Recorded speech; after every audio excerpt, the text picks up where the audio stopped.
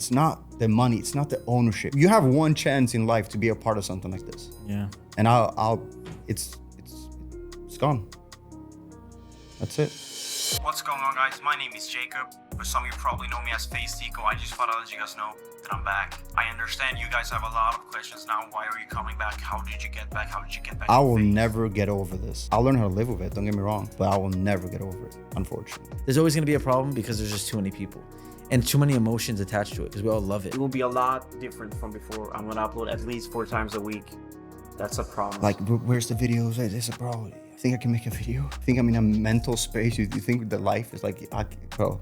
I can't really watch New York House videos. I can't really look back too much. And it sucks because it's supposed to be the coolest thing that you can look back on in your life. Obviously, save the kids. I don't know if you care to talk about it at all. We can talk about it. It's actually insane. I shouldn't say this publicly, but you know who was at the party? Oh. Actually, Diddy was at the party, but it wasn't.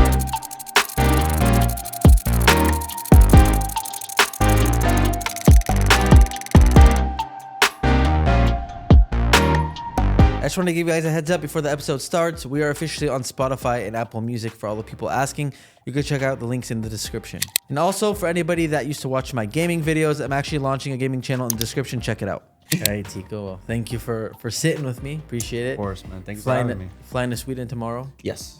Yeah. Pit stop in LA. Pit stop, yeah. See the boy. Appreciate you coming a little day early to do this. So I'm really excited. I know a lot of people are going to love to see you sit and talk because, you know, everyone loves Teeqo. I've had a lot of people ask me to come on here since you started the show. Really? A lot of people, yeah. Love to hear it, man. I'm glad. No, you're doing a good thing, man. I appreciate it. I've been watching your episodes too.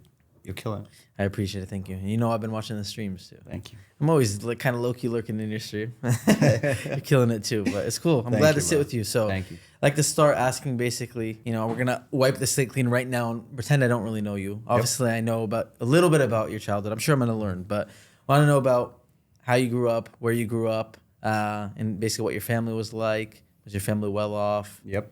You know, all that kind of stuff. So can you give us a little breakdown of Teeqo back in the day in Sweden? I grew up in a small little town in Sweden. I would say pretty normal. Like, I mean, maybe that's just how it feels because that's what you know, right? Working parents, sister, going to school, playing sports. Very active as a kid, outdoors. Like, definitely grew up as a gamer. Like, I remember sitting in my dad's lap and I was like 4 years old playing on a PC. Like, my dad was very early with PC, like very, very early. So like we had like a Windows 95 where I would play like Tomb Raider and like there's just like very old school PC games. I guess that's how I got into gaming. Shout out to my dad. But also like movies and music. My dad is very like still into that. So that whole part of me, I feel like I owe to, like cameras too. It's all my dad. Like I definitely owe that whole part. Yeah. Hey, even in the gym, huh? People don't realize. Yeah, that too. You're known for being in the gym, making vlogs in the gym. It's all just honestly like it's just my parents. I just grew up that way. Like I always just saw my parents be active. I've never not seen my dad not go to the gym. Like he doesn't miss a day still. Your dad has what? Doesn't he have a record or something? Yeah, he's like number 2 in Sweden in bench pressing in his weight class and like age. 'Cause he's 65, and he started competing when he was like 60. Just because like he was going to the gym every day. He's like, I'm pretty strong with the bench pressing. Like I should. And he looked into like the weight classes and stuff. He's like, I win here. Like that's crazy. You know what I mean? So he just competed, and I think he came first once and then second or something. Because he can't gain weight. He's like at a very in between, but like he can't really gain weight. The more weight you can have, like if you bench press, you know, like if you can add a couple of pounds, you get a lot stronger. Yeah. So he's like, unfortunately, the age and the weight. So but yeah, definitely all of that stuff from my dad. My mom, a lot of stuff too, like sports and stuff. I would say maybe more for my mom, like football. She's a very much a competitive person, like extremely. My dad is more chill, which I feel like I'm maybe more now, but like my mom is very competitive, very like, if it's like, even like a board game, she's trying to win, like very competitive. That's dope. But yeah, I mean, school was hard for me for sure. Okay. If we're gonna take it far back, like I never enjoyed, or I had good friends in school, played football as soon as every break between classes, but like I struggled with school a lot. Like it was not for me. I don't really fit in that system. I don't really know what it is. It's just not really for me. So I feel like I always knew I was not going to go to college because of how kind of, not hard like that. I passed, but yeah, it was not like it wasn't easy for me, like with studying in school and stuff for some reason. Because it's just not really how I learn. Okay. And I feel like with school too, if you don't fit into the system, you are the issue. Like, it's not like maybe we should try, like, it's like if you don't fit into the system that they put for you, it can be pretty hard for, I guess, kids like me. But I mean, yeah, I was very fortunate with a lot of friends. I've always been like a loner. Like, I like to do stuff by myself, but I've always been fortunate to have friends. Yeah. And I feel like that's a big difference. Like, from being alone to being lonely, it's a pretty, you know what I mean? So I've been fortunate to be able to kind of choose. But like, I remember when I was like very young, I would build with Lego like all day, every day. And my parents would come into like, don't you want to play with your friend? Don't. And I'm like, just nope. Just locked in by myself, just playing with Lego, like building. I saw you recently. I replied to your story recently. You had some crazy Lego thing you built. I haven't even started building it. Really? 7,000 pieces. So it's like a commitment, you know? Because once you break that box open, it's like, you better finish it. Yeah. Because you can't really walk away from it or leave it. Like, it's just about 7,000 pieces. So, but I'm excited to build it for sure. Yeah. So, I mean, a lot of your stuff you're already tying back to your childhood. I've met some of your friends. I know you have a really close friend group, like myself. Yep. Shout out to OJ, my guy. I remember him. I'm actually going skiing with him in January. Sick. Awesome. For the first time. Say hi to all of them. I will. It's really cool. So, I was very fortunate to meet you very early in life. Yep. I think we met. I was 14 when I met you. You were probably 16. I think you're 93. 16, You're born in 93? 16, turning 17, yeah. End of 93. Because I'm late, yeah. So, before you joined FaZe, this is a little before, but the last thing I guess in your childhood, before we get to, that point where we met online was, soccer or football, right? Yep. It was remember the FaZe, what was it, 300K video, was it? Yeah. You're walking down the street, bouncing the soccer ball. Like, you were always known for being, everyone just like, I don't even know where we saw a highlight video, or if it was just that video of you balancing the ball, but it was just like, you're like the word on the street was you were just nasty at soccer. So I was all right. Yeah. So did you play? Obviously, a lot of people in Europe play it. It's it's like a religion in Europe, right? What did you ever get close to going pro? Was that something you wanted to do? A little bit. Like, I wouldn't say close, but it was definitely like a goal of mine. It was all I wanted as a kid. It was what I trained for, practice for. Like, that was my like number one. Like, if you asked me what I wanted to be, like, that was the only option. And it was like no hesitation. It was like no other option. It was not like, it was only, I want to be a football pro. And like, I lived for it. I would train every day. I would train before school. I would go by myself after school and like do freestyles and kick and go to fields. That was just what I did almost every single day. So. And why did you stop?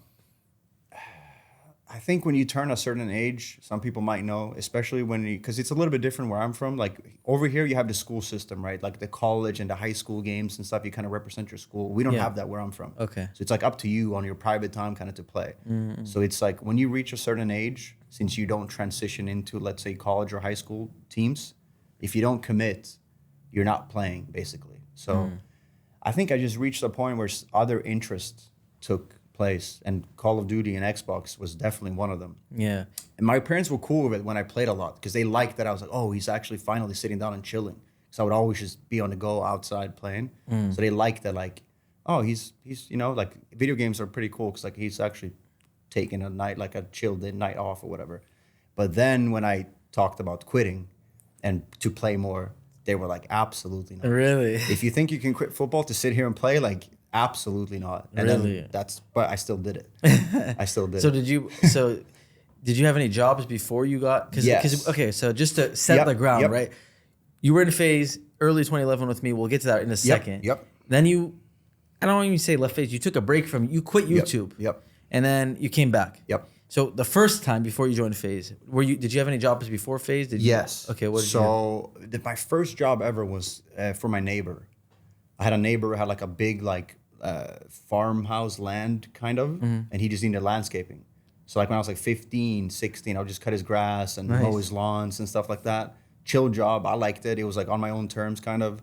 Summer mornings, just sit on a lawnmower and just cut grass and stuff. So it was sick. I was a little, but I mean, back then it was cool because like even just making a little bit of money felt like you could do whatever you wanted to do. Yeah. Like you can buy your food it wasn't a lot of money, but for a 15-year-old, you don't need a lot of money to feel like you can do whatever you want to do. So and then I worked at a pharmacy. My aunt she works at a pharmacy. So I would just basically unbox like pills and stuff and put them in the right spot, like basically but that was like a summer job too, very chill.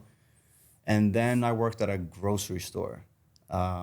Same there, just unboxing products and food and stuff. And then I had a summer where I took care of the entire fridge, like milk and like, which is like short, like the dates in Sweden. It's not like milk here where it'll last like 4 months. Well, I don't know what y'all put in it. The milk's not supposed to last that long. You know what I mean? Yeah. So like that was like a hectic job because like you have to make sure everything is like the dates and stuff. And you run out of milk, and then if you don't order in time, I'm not gonna lie, it was fun when you got into it, but I remember the first day, I remember calling my dad like, I cannot do this. Yeah. Like, you have to help me. Like, Really? I was so stressed. I was so stressed. But then you kind of find a system and you figure out. But that was the last job I ever had at like the grocery store. Yeah. Okay. That was 2014. Yeah. Okay. So this is still like but that's all the This story is all the jobs. I remember the grocery store because there was a crazy story which we'll get to. But so we're just going back one sec. Yep. 2011.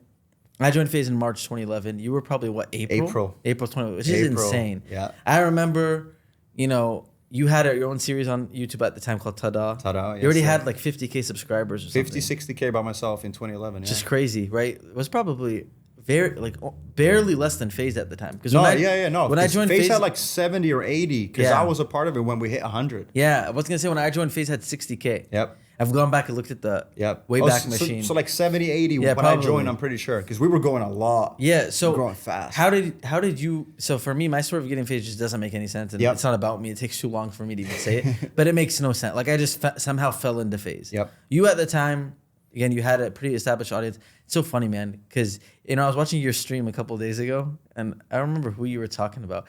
There was like a CS pro that was dressed a certain way, and you're just like. Some people just got it. You're like, you can't teach it. Yeah. Some people just got it. Honestly, you just got it. Like from, I'm not even, no glazing, right? But everyone knows Teeqo's got the most fashion and style. Look, I'm wearing a Teeqo shirt. That's always been a thing, right? But even before that in Call of Duty, you had like a unique, like you just had, that your videos had like a different feel to them. I think it's because I've always edited my videos. And I'm like the kind of person still to this day, like I will find a song before I record a vlog and base the vlog off a song. Okay. Because it's like a feeling and a vibe. And it was the same with like the episodes back in the day. I edited all my episodes. Wow. Or like 99% of them.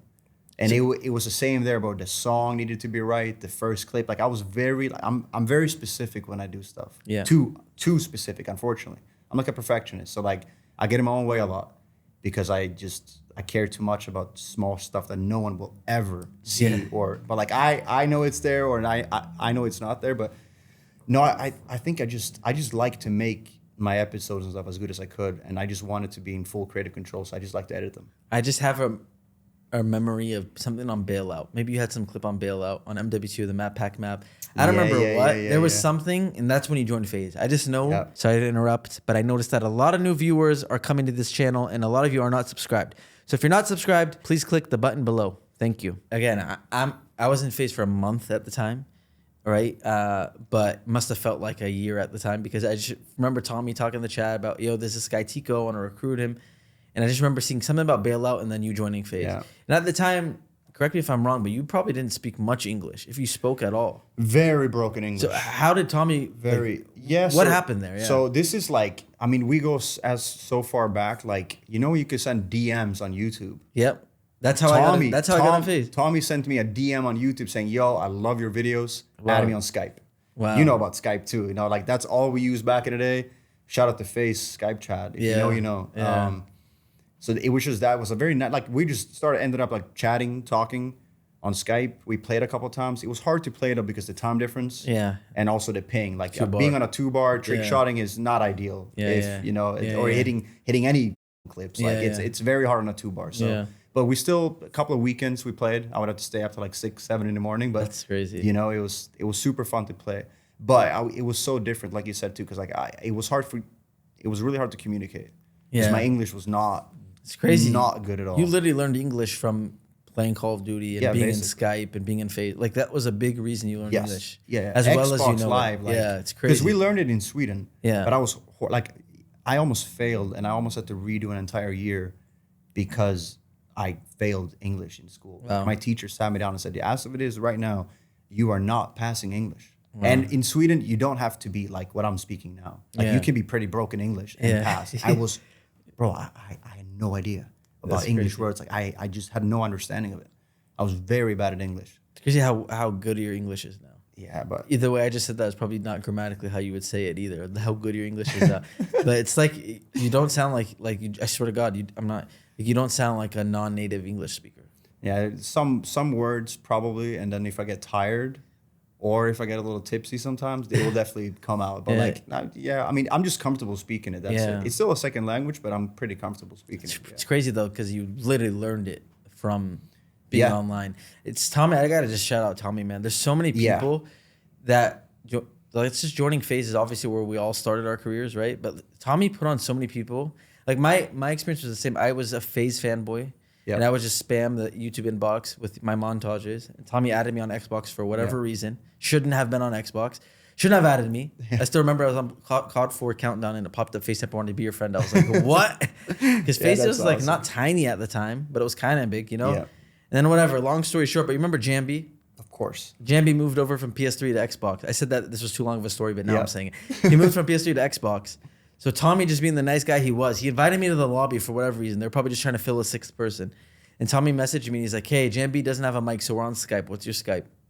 Why would he do it? Like, I didn't even talk to him once at that point. But he added me on Skype. You know, I muted the Skype right away because they were cussing and stuff, and I didn't want my mom to hear them.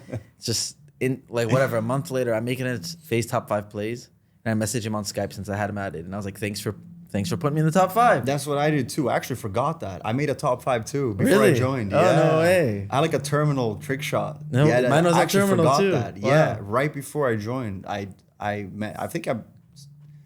don't think it was number 1, like 2 or 3. That was but 5. I made but I made a list. You know what I mean? That was big back then. Yeah, it was like the community channels. Like you wanted to get your stuff on the community channels. 100%. So I got on and I messaged him. I was like, "Thanks." He's like, "Hey, do you have any other clips?" I sent him my clips. He added me to the FaZe chat. Like it was that quick. Yeah. Like insane. So Tommy did that. I just know so many people. Like I interviewed Sensei recently for my video on my channel. It's the same thing. Tommy was just like, "Hey, you want to come with us? You want to like move into this house?" So many people have these stories where it's just Tommy just like, "Hey." Yeah. Tommy being Tommy. No, Tommy honestly. just being a genuine person. He doesn't even realize. I don't think he even like realizes how many people he put on. But it's crazy. It's crazy that happened. So I remember when you joined again. I remember being excited. I remember a lot of people were excited about you joining. And then, you know, a couple of years go by. First off, that was just such a special era because there was like 15 people. When I joined, I think I was number 13. I just remember being right after you on the list. Yeah, that's crazy, I was man. stoked. Because Crazy. March and April, So crazy. And then we kind of low-key, I've always felt like we had a like from the beginning, we instantly my first day, you reached out to me like outside of the Skype chat or like the FaZe one in a private one. I don't remember. And then you like asked me for clips because you were an editor for a little bit, bro. I had my editing clips. Yeah. Teeqo, send me these clips. One of my first edits I ever did was with your clips. Yeah. Teeqo. It was called Teeqo. No, I remember that. No, we were like for some reason super close, almost like off the get-go. Like we didn't play as much because again the time difference. You in California, that's 9 hours. Yeah. School days and stuff. It's very hard to make work, but we were like at least typing and stuff very close since like day one. You know what I mean? 100%. That was the thing of FaZe at the time. It was like we'd be hanging out all day in a group chat together. Whether or not we played. Bro, the whole night I was sleeping. I had my laptop next to me. I just hear the Skype sound go off the whole night because the chat is going crazy. It's crazy, man. People don't even know what Skype is anymore. Man. It's Discord now. Okay, so you left FaZe in 2013. Yes. My question before we talk about that is, did you make any money between 2011? You must have, because I remember 2011. So like, you know the episodes we posted on FaZe? Yeah. I remember my first ever paycheck, ever. Okay. $300 to my PayPal. Okay. I remember telling my friends, my parents, and everyone, like, they could not believe it. It's like, there's no way you're playing Call of Duty and you made $300. There's no way. Yeah. And I was like, yeah, like, this is, you know what I mean? But that was because I think that was my first contract. Do you remember the Machinima one? Yeah. $2 CPM for like 1,000 views. $2 per 1,000 views. So if you get a video with 100K views, it's $200. Yeah. But the length didn't matter. It's not like these days. Yeah. You could post a 30-second clip. Yeah. If you had $2 CPM no matter what. It's crazy. So it was like a good and a bad. Again, that was honestly Tommy being pretty generous at the time. Yep. Because he didn't have to. Nobody was getting paid at all. I remember when I joined too. No, that was my own Machinima one. Oh, okay. Right before FaZe. I actually signed my own channel. Yeah. See, you're OG. That's what I'm saying. No, they reached out to me. I remember sitting down with my dad, like, my dad is tripping. Like, there's a contract here. Like, what are you doing? You know what I mean? No. Oh, that's insane. Because it's in English. Yeah, I don't know I'm looking at it like, what does this say? You know what I mean? Your teachers. I have no. Your teachers, like, I'm obviously not gonna hire a lawyer as a Yeah, 16-year-old. Like yeah. you're just gonna. And back then too, it's not like these days where it's like all serious. You have a mat. Like, bro, we were just kids playing video Yeah. games, and all of a sudden I get offered to make money on my YouTube videos. That's it was insane. insane. Nah. But no, FaZe did pay though for your episodes. Yeah, that's when I got my whatever- first Yeah, check. so whatever episode you had on FaZe, they would pay you for your episode. And it was about $200 to $300 Yep. a video. Yep. Because No, they it don't was. each get 100K views. So if you had a good month, you made like $500-600, and Yeah. bro, back then, I was laughing like it was Yeah. insane. Yeah. No, because you're living at home. All you do is really like go out with your friends and eat some food and stuff. You could do whatever you want. Like you actually feel like you're on top of the world, Dude, because you have life- all the money you need. that was like peak You have all life, the money man. you need. Yeah, 100%. That was just no worries at 100%. all. Playing Xbox, nothing, Yeah, but just bro. playing all day. Nothing on your mind, hitting Dude, clips. The Skype chat, just hanging out. Literally, it was like we were very blessed, bro. Because honestly, everybody wanted to be like. We joined. Yeah. FaZe was still like nobody really knew what it was. Very Yeah, few people. yeah. 60K was a lot of subscribers back then. Yes. But within a year, by 2013, I think we probably had maybe 1 million even. Yeah, I think so. So With 13 for sure. we got lucky when we joined. By the end of that year, it was like the coolest thing on Yeah. earth was being a FaZe. So I don't know, just crazy being for me. I think of being a 14-year-old and like, dude, I was not a very outgoing person like that. Like I had friends, I was playing baseball and stuff, but like just randomly to get into this, be online like that, tweeting everything that comes to your mind, being in this Skype chat, meeting people across the world, and then like having thousands of people like looking at us like we were like something special was just it was so weird. It happened so fast. It man. did. No, it happened very fast. Even like Twitter back then. I don't know if you remember. Twitter felt like our space. Twitter, for a nobody little had bit. Twitter, bro. Not saying we claimed it, but like No, it we was did. such a huge part of Twitter. I'll say it, yeah. felt like we could type anything, and it felt like it was only our group that ever. You know what I mean? It was crazy. Trickshotting community was on Twitter so early. Huge, That's why we all huge. had pretty big followings on Yeah. Twitter. Most other YouTubers and stuff, if you go through, like they don't have No. the gaming scene. It's still to this day, it's so strong. We were so, I don't even know how we figured it out, because we were so good with all social medias from day one. Yeah. We never just did one thing. We grew everything at the same time. And it was Instagram, natural. Yeah, when I Twitter, look at my first everything. Instagram posts, I'm like, dude, we just had juice back then. 'Cause, Yeah. Like, if I wanted to start an Instagram, I started Instagram for this recently, actually. And it's like, Yeah. brother, there's like barely a couple hundred followers. Back then, I used to just throw up a picture of like something. It's just 10,000 Anything. It's likes. like anything. Yeah. And that was so early. It's crazy. With all that being said, 2011, 2012, it's like literally that was like prime Yeah. phase, like in the trick shot world when Yeah. it was still small. So you left in 2013. Yeah. And real fast, before you get into the reason you left, you sent me this picture on Skype. I have to pull it out. Really? Back to our point of me and you always having a special connection. Yep. Teeqo sent me this picture like a year ago or two. No, it was 3 years ago you sent me it. I just found it. I'm gonna put it over. I'm gonna read it real quick because I just think it's crazy to look back at now. I'm gonna put it over on the screen. But it's literally a screenshot off your iPad in Sweden. I think you went home to visit your family in Sweden and you screenshot it off your iPad. And it's a message from me with my OG Skype picture. I literally forgot about it with a monkey. But it was from me to Teeqo. This is when you left FaZe in 2013. Said you were always one of my favorite people in FaZe. It's sad to lose another one of the more OG members. It was just crazy. That's what we call We OG. were OG at that time. It was literally a year and a half being in FaZe. We were OG. I said, I love you, Teeqo. Good luck in life. You seem like you're going to go far. It's crazy how great you were and how nice of a person you are. I never had an issue with you ever. And it's crazy how much your English has progressed over a year. Good luck, That's man. You're a huge awesome. inspiration. That's Just awesome. crazy because Yeah. like I can't picture myself as a like 15-year-old, like I don't remember like what's unfortunate about my memories. I don't remember these small things. No, But, you like, don't. You don't. Seeing this is just crazy because I know how I've always felt some inclination towards you. Like I know we've had a special. Yeah. When you send me a message like that, I'm like, dude, that's the coolest thing to see because like, it just No, I mean, We were like- it really sums it up, bro. No, we for were real. lit- Since, we were since little, day man. one, I remember you were this is not towards anyone else that was in the chat back then. That's not what I mean. But when I joined the FaZe Skype chat, you instantly privately hit me up and we just started literally talking. Yeah, that's like, sick. it's- I don't remember. You were but- super welcoming. You know you what? had just joined a month before. Yeah, And it's you were crazy. already Yeah, kind of that's taking crazy. on that, like, Bro, no, when but like, honestly. That's crazy because when I joined, I was like And you were terrified young. to talk. And you were young, too. Dude, I was scared to talk. I No, pretended I didn't have a remember. mic. And you were very private. Yeah. I had no idea what you looked like. I didn't know your name. I knew nothing Yeah. about you, to be honest. Yeah, it's crazy. Life is weird, man. Yeah. So you, right at that time, obviously, I sent you your goodbye message. You left after a year and a half. Why did you leave? So I just got into like music production and DJing and stuff. Twice I official, started brother. making I music. remember. I started DJing. I had a lot of fun with it. I had some success too. I have a song on Spotify and stuff. Not many people know that. Like Yeah, it's it wasn't crazy, but like I played in like local pubs and clubs and Really? travel around. Oh, a you were little like bit and physically stuff. going places. Yeah. Oh, Like wow. mini, like not festival, like smaller local festivals and stuff. So I remember again, like we're talking about the timeline, bro. Like, because spoiling the timeline, you left in 2013.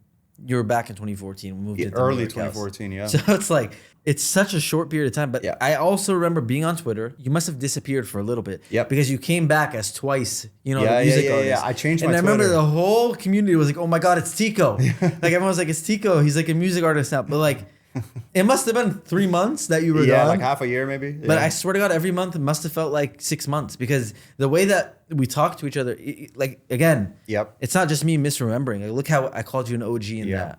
It's like we really like time was just going slow back then. Like No, it it felt did. like Yep. because you were not gone for that long, so you left for a little bit. You're doing the music stuff, and then you started working at the grocery store, right? Yes.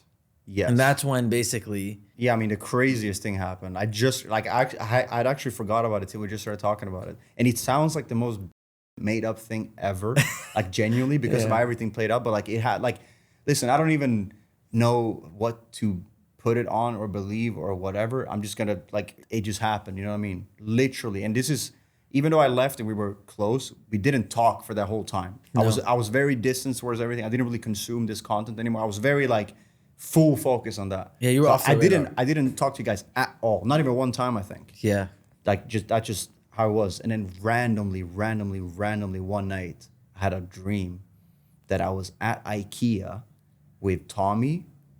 I think it was you, maybe Banks, but 100% Tommy, buying stuff, moving in together. And keep in mind, again, there had never been a house together. No one had lived together. At this point, I hadn't been in FaZe for like half a year. And I up until this point, I hadn't even thought about coming back either. yeah. And I was like, wait, how did that just, you know what I mean? Like, it really makes you like, what? Like, cause it almost feels like a manifestation thing. Like, it almost feels like someone's telling me something, like something is like, you know what I mean? Yeah. Randomly hit up Tommy, like, yo. And I told him the story. And I just remember Tommy tweeting back saying, well, it's not a dream if it ends up happening.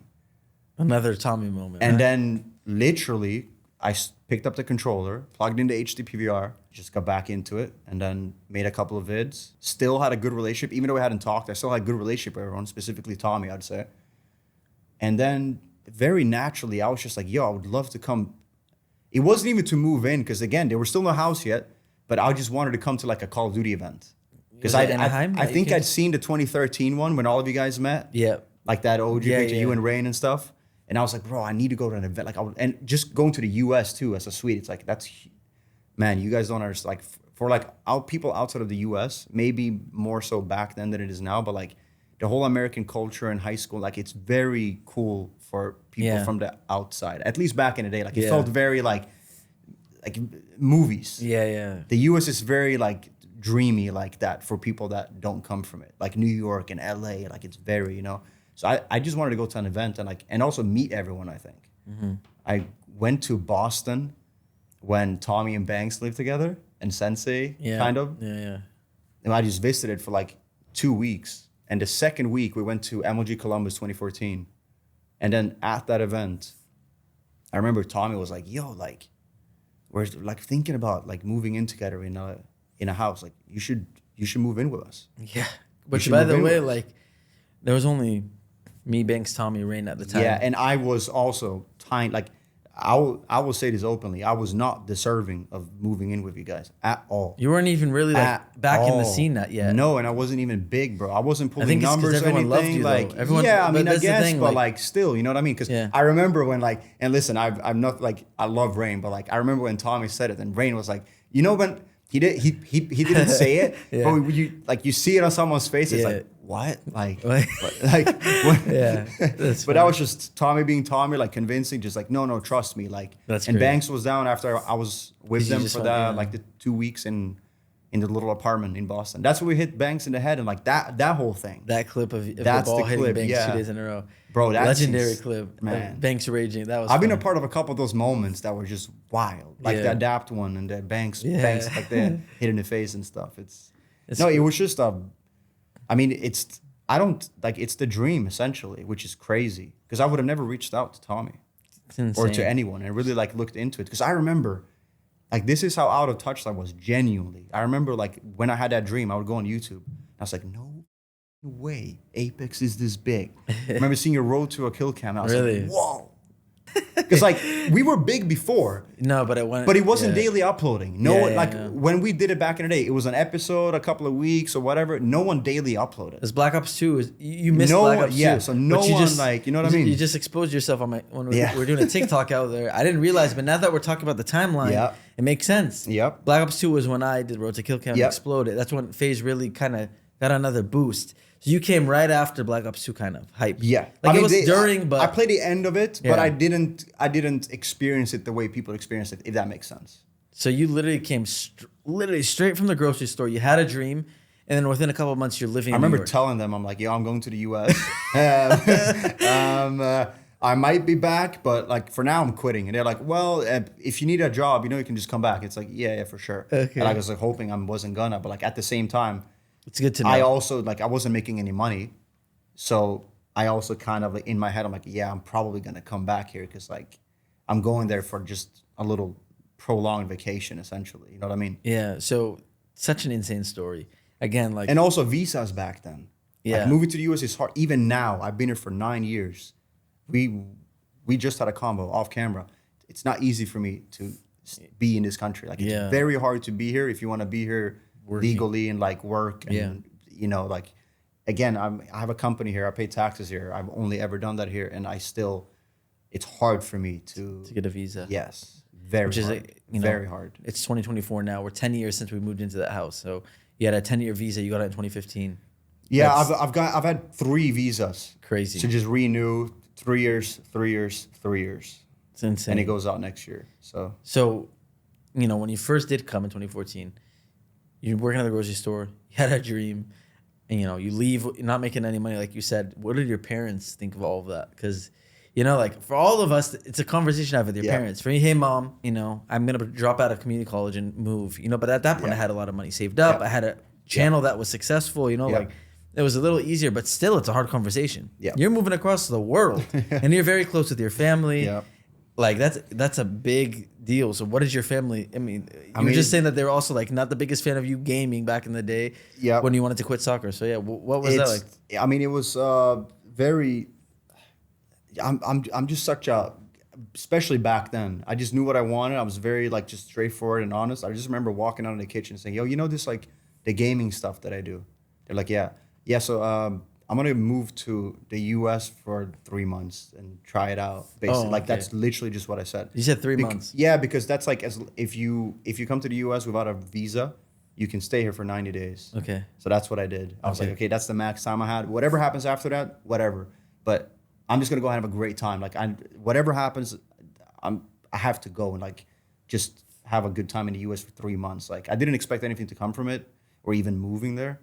It was just me taking a leap of faith and like, you know what, why not? You know what I mean? Like you're only like, if I didn't go, I have nothing to lose, right? Yeah. I have nothing to lose. I just had to try it. And then Crazy. those 3 months obviously changed everything. Cause then, the New York house and I have a picture on my phone. I always see it of you sitting in Tommy's room on a like makeshift setup. I said, add him on Snapchat, Teeqo. yeah, no. It's just like there's just like these memories that pop in my Yeah, head. But there's like, certain pictures from you were back fresh then. out of Sweden, bro. That's crazy.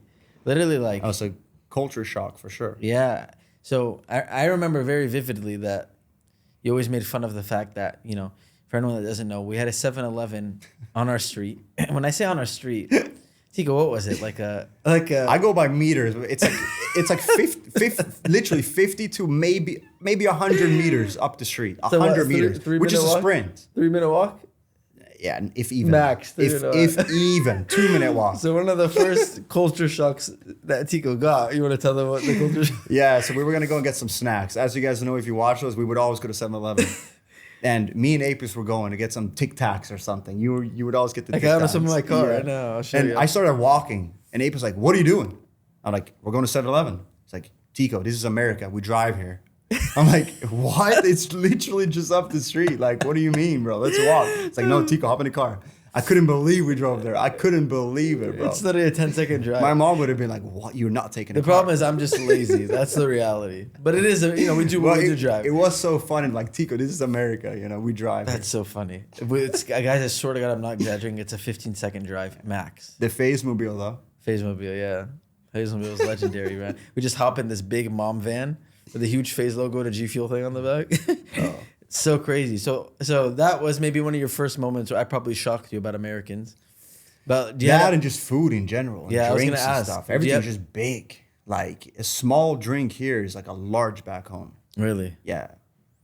Like Everything here is just extra and a lot and like, I mean, just America. Like it's just very extreme. So funny. Do you remember any other like rough adjustments, I guess, moving in? Your English is pretty solid. It's if anyone speaks a second language or like learn to speak a second language, especially when you're older and you were around people that spoke that language, like you feel dumb. Because in your brain or like in here, you know exactly what you're thinking. Yeah. You know what you want to say, but you can't communicate it. Yeah. And say whatever you want, but like if you have broken English and you can't really communicate, I don't mean you sound dumb, but I felt dumb because it's like, bro, I can't say you know what I mean? I can't say what I want to say. I can't communicate. I can't express myself. I just very short and you become very like in your head. And I was already kind of like a quiet guy. Yeah. So like not being able to communicate was definitely a little rough because again, you feel a little dumb and it's hard to be in videos sometimes because it feels like you don't really understand everything. You know what I mean? But you guys were obviously never any issues, and you even like helped. Like to be honest, bro, like even our like early conversation or whatever helped me a lot because it becomes a lot easier to learn a language when you feel comfortable speaking it because people in front of you are not being a. You know what I mean? Not saying people ever were, but you guys were specifically you. But like Tommy, everyone else, but super cool about it, very understanding and like letting me take my time or helping we you know what I mean, like very so that's crazy. I don't definitely remember helped a lot. Like I can imagine for you remember everything. I don't remember any of that. Yeah. Like, I don't even remember it being an issue. I never even remember thinking about it. Yeah. But I visited Palestine for the first time when I was 21. When I was a kid, but my family, we were good, but we were never, we have 6 people in my family. So for us to travel overseas, it's going to cost stupid money. Yeah. So we never went. A lot of people that go, a lot of people that I know that are also Palestinian or they're from a place in the Middle East, they usually go every summer. So they really learn Arabic and practice it. The first time I went as an adult was when I was 21. And I know exactly what you're talking about because I'm going, there's like a little cousin I have that's like 7 years old. And I'm trying to talk to the kid, and like I can't get a sentence out. Yeah. And he's like, just talk. Yeah. And I'm like, dude, oh my god. And I just felt so dumb. Because in here, you know exactly what you want to say, and it's so hard to. That moment actually made me come back and like I need to learn Arabic. Yeah. And I'm happy I did. But yeah, I can kind of relate. But I can't imagine being online, living in a house with a bunch of people if you feel that way. So I mean, it's something that again. But it also like it made me I just really wanted to get good at English. Yeah.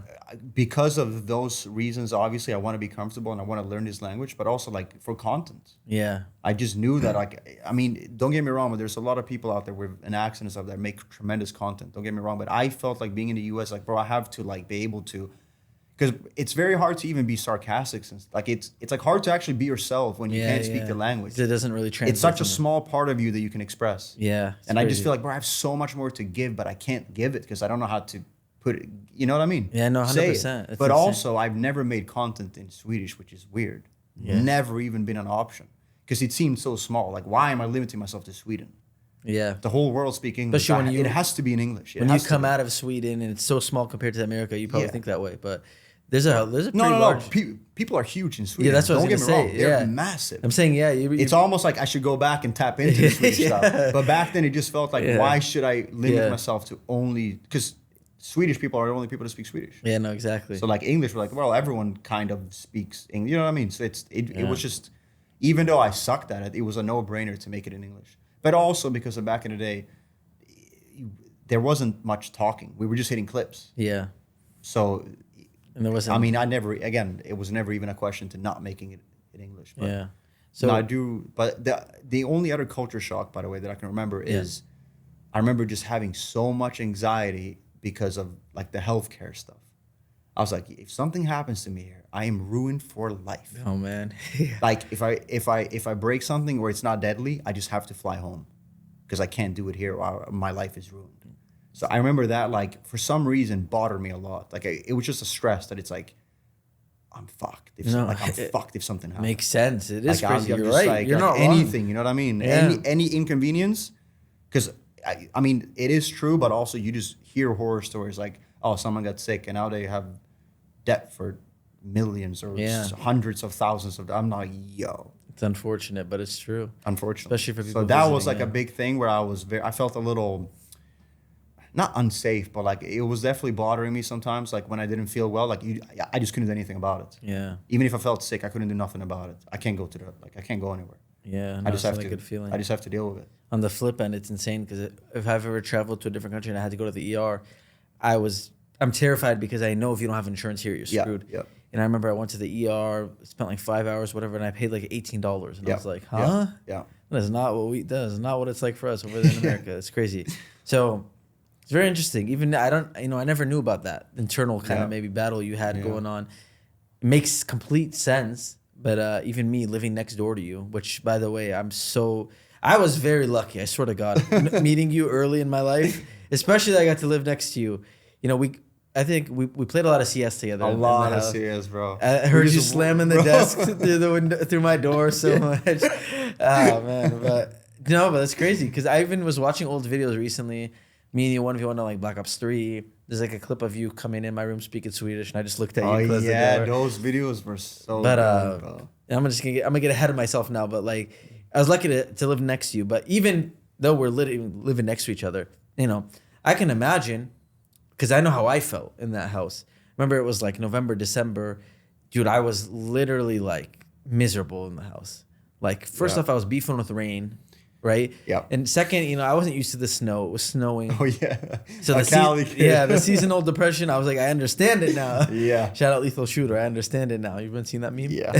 And then I was 5 hours from my family, but bro, I was like, dying to see my friends and my family. I remember that. So we talked about that a lot actually, because we were always both kind of like it was different, but it was same because you are far enough where it becomes an inconvenience because you can't see or really talk to them like you normally do. And we had a lot of those talks. I remember even back then, like we were like, man, like I just want to go home and see my family. It's crazy, yeah.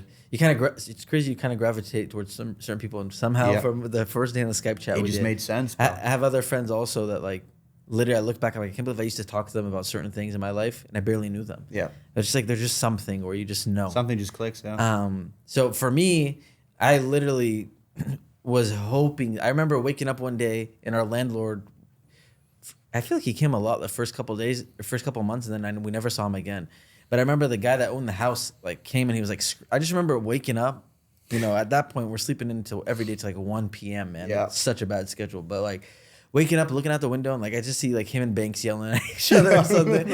And I'm like low-key like, dude, please kick us out of the house. Like I swear to God, I'm praying that this guy kicks us out of the house. Because I'm like, if he kicks us out, then I can go back home. Yeah. And I can get out of here. And like, I'm not gonna leave, like I'm not gonna move out by myself because first off, no, I'm not gonna be the only one to leave the house. And obviously, like, there's something here. We didn't crack it yet. Views are bad. Yeah. I remember we're posting Advanced Everyone Warfare. was just uncomfortable. No one really enjoyed making. My computer broke, bro. The second I came in, you're in Tommy's room, and the picture I'm talking about, we're like very uncomfortable. It sucks moving. Advanced Warfare came out. It wasn't fun. Yep. Content was not doing well. Yep. Whatever. All of this combined, your family, blah blah blah. Everyone's off school and work at home, and I remember I was praying that the guy would kick us out of the house, which he didn't, thank God, right? Now, hindsight 2020. Yeah. But what about, like, for you, right? I mean, you just went about it a little bit. Were there other, I guess, things that people would have never really known that people watching would, again, people looked at us and think of it as the best era ever? Because it was. Yep. The first 4 to 6 months weren't. So for me, again, I think it's funny. No one knew that I was, like, praying we get kicked out of the house. How were you feeling? You were there for 3 months, right? So I don't know really what happened with your visa, but within the first month or two, what did you think was going to happen? Nothing. I was just enjoying my 3 months. So you were enjoying it? I thought that was going to be the end. Okay. I mean, enjoying it as like, I was just trying to have a good time and like, let me just make something work. I had a laptop and a little desk that you gave me because you bought too small of a desk. Do you remember? No. You bought you're like, yeah, Teeqo, you can have this one if you want. Really? I don't remember. Yeah. I remember helping building yours too, I think, or someone's, bro. You Because I'm definitely from helped me. Sweden, so like Yeah. I'll just build furniture, bro. You love IKEA, But no, just like your it's dream. like- It's crazy, right? Yeah, no trust. I think it's, I mean, the only other thing I can remember, and not at all to like, oh, so sorry about me, not at all, but like I just remember I had no money, bro. And we were close, but I was not like, I couldn't ask anyone for, like, that's not, you know what I mean? There were times like, bro, I'd walk to 7-Eleven and buy like the chilies that you put in a microwave. Like that was like literally, that was what I ate that day. Really? Yes. That's And crazy. I remember a few times like going to the movies, I would skip out. I wanted to go, but like, bro, I didn't have $20 for, like, I did not have money. I had no money. But I'm telling you, it's not like a sad story, bro. I had a time of my life those 3 months. Yeah. So it wasn't like, because I was just like, you guys came into, and I'm not saying this in a way like that, but like, you guys looked at it very differently because you came very successful on top of your, and this kind of slowed you down because it wasn't optimal. The house wasn't really ready when we moved in. It wasn't your guys' fault, just everything kind of together. And then a little bit of clashing and stuff, it's natural. But to me, it was a little different because this was like the biggest thing ever. So I kind of looked past a lot of like the maybe not so good stuff early on because I was just happy to be there. That's crazy. If that makes sense. No, it does make sense. And also because I felt like this might just be the end. Because like obviously when I'm there, I started looking into visas. And when you start looking into visas, you realize that, oh, I am never living in this country. This is like, it's crazy. my best shot might be studying in this country. And then I can't even work. Like literally, it's so hard. Now it's a little bit easier because now it's like esport and stuff. It's like recognizable and it's actually like a legit thing. Yeah. But back then it was like, bro, how am I gonna tell them? Yeah, I make YouTube videos. Let me move to your country. Yeah, like that's not a thing. No. But low key, I have to say this. Shout out to Cliff Morgan and G Fuel because he did give me my first visa, and I should have never had that visa, to be honest. Like he actually pulled some strings for me, and like he did make sure I moved back, which is insane, it took like 4 months. Moved back in May 2015 after leaving in like January 2015. And I was like, bro, I'm never getting it. And I remember, bro, I will never forget it. I wake up, someone knocks on my door, and I have mail. Bro, I lay in bed. I open it. I just see like the visa. Wow. And I remember just laying in bed, you know, like it's almost like a movie. And like you just look and see like, bro, my life's about to change. Wow, that's insane. My life is like this. Like my life's like it's like, even though it's still no money, no nothing, but like it was like a sign, like a professional contract or something. It was like, bro, my life is literally about to change. Wow. Like it just hit me. And then I moved back, and then that's when I finally got a little bit of traction. I remember making a little bit of money, like, yo, I'm buying my first PC because I was only laptop up until this point. I remember like being like my first check was like, oh my God, I can buy a PC. Like, wow. And I never, bro, I think my first check was like 3-something thousand. I never had that amount of money. I've never seen it in my account ever. That was from YouTube? Yes. Or some brand, like something. I can't remember what it was. It was something. But I never seen or had that amount of money ever. I could finally buy a PC. I got a monitor. Like, it was insane, bro. And just the feeling of like, bro, I can kind of do, like, I can do this. You know what I mean? Yeah. But then also living with you guys was just the coolest, bro. Like, our lives were just, it was just so pure back then. It was. And like everyone is just like, yo, let's film this, and then we'll film this, we'll do this and do it. Like everything we talked about or did was just content. Like everything, I feel like. Yeah, it was Untainted. Everyone was just so pure. That's the only way I can. It was pure because it was all genuine. Everyone loved it. Like obviously we all have down. Like I'm not saying every video, whatever, but it was still such a pure time in making videos. In my opinion, like 100%. The content side of it. 100%. It was very, very special. Obviously, fans have a lot of love for that era, but like, you know, when you're in it, I remember always wanting to move to California. Like I was just thinking of what's the next thing. But now looking back, like crazy, man. Just one of the best moments. It can't be topped. Like it's just special. Just a special year and a half. Yeah. And it's very interesting hearing. I mean, even your whole perspective, man. Because again, like none of us, what was nice about the house is nobody really made it at all at that point. But to your point, right? We definitely like in what you came from, like you're saying, you're not even sure if you're gonna have a visa. You were at the grocery store. Obviously, for us, we were already doing YouTube at that point for a few years. We were making a good living, and like we knew that it would be. We knew that like it was successful. Yeah. At the very least, it's gonna be stagnant, but there's a high, probability that if we do the right thing, it explodes here, which thankfully it did. But I never thought about it from your perspective that, like, just first off, moving from Sweden, how big that is, but even the money. I mean, dude, I mean, I must be the worst person living right next to you for not even. No. Because I'm so good at. But what I'm saying is like not even. I never even. I mean, again, I know I have a horrible memory, but like I never even remember noticing, thinking anything like that, which is crazy. I know Sensei. I remember it was very early on. Later on, I like when I came back and I had a visa, I was doing like good. So it was a couple months. It was those first like 3 months specifically, but it was also. Do you remember when I couldn't get paid for like a year? Because you're done. That was a big issue too, because I didn't have an American. Like it was even moving here. You're not just set up. Like getting a bank account is still an issue. Yeah. Social security number. Like obviously I don't have any of those things. Like credit. Like nothing. Yeah. Because I'm not in the system here at all. I don't even exist in this country. Yeah, that's crazy. It was like that. Just something you'd never, for someone like myself, freaking born and raised here, with whatever the privilege that comes with it, like I would never understand it. Yeah. So hearing you say the story, it's actually super inspiring for a lot of people. Too. That's a huge decision to make. It's a huge. Yeah, but it's like, when you're younger, like now that I'm looking at it, that I'm looking at it, and there's no way I did that. Yeah, exactly. I did it so effortlessly. Like it was no question. No, that's no doubt. That's crazy. It was just, bro, this is what I'm gonna do. Yeah. And whatever happens, happens. I Now thought that you're older, it's like, bro, you would have second guessed it. You would have made a decision. Am I taking a big of a risk? Yeah. Bro, back then you just sent it. Like yeah. It was just like no brainer because it didn't matter what came from it. Yeah. I just wanted to do it. Even if it was for 3 months, I just wanted to do it. I thought you were gonna downplay it because you were gonna say, well, because you've been saying how like you had nothing to lose. No, I honestly can't believe I did it. No, that's how I cannot believe. That's how I feel looking at us all as a group. Yeah. Honestly, I mean, yours is even crazier because you moved across the world like with nothing. You didn't have a channel that was active. Like you really just, like you said, you sent it. Yeah, I mean, for all of us though, I didn't even have an income. Yeah, it's crazy. It's crazy. I honestly look back and like, I'm like, dude, honestly, like I'm not, I don't ever look back and like feel good about myself, like try, Yeah.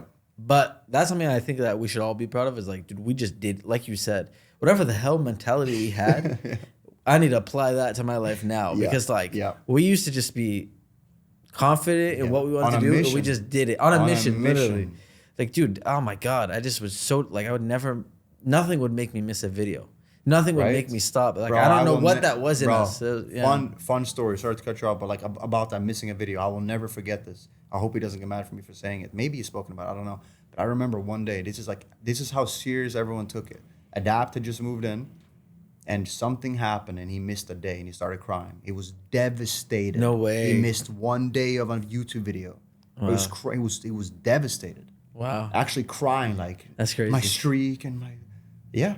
But that's how locked we were. Like, yeah, it's like crazy. No, genuinely, bro. Yeah. It was like if you missed an upload, like something inconvenient happened, your day was ruined. You know it too. A render fail, oh, bro. Brother, I got me punching the monitor with a render fail. I'll put the video over. This is me punching the Sony Vegas monitor every time my video would render fail. Play it right there. My editor has this new thing he does, right? But like, yeah, it was stressful. It was stressful. By the way, I punched a monitor recently, guys. I punched that monitor on my render fill, it didn't break. But I recently was playing Counter-Strike with my friends at a LAN center, and I smashed the guy's monitor by accident. It was like 1:30 in the morning. You got fined, right? I went up to the worker. I'm like, listen, I'm really sorry. This is so embarrassing, but I broke your monitor by accident. I'll put a picture up of it.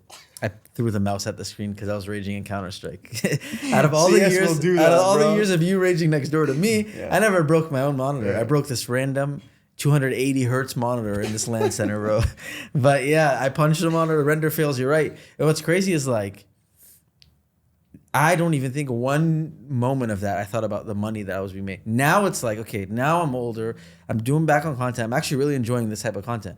But there is, I'm gonna be honest, right? There's more of a pressure of me needing to make money. Now that I'm older, I got family and bills and like, you know what I'm talking about? Yeah. It's different now.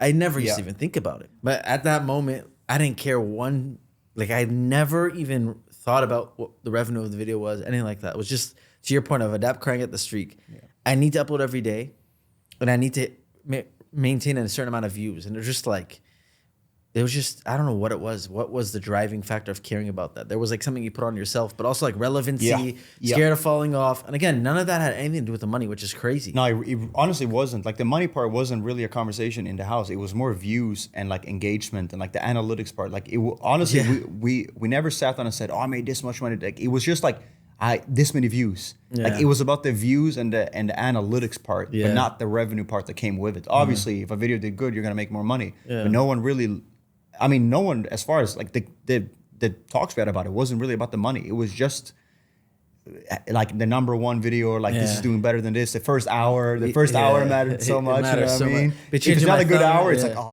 man, like it's crazy because like that's all we cared about. We just cared about to your point of just being dialed in. Yeah.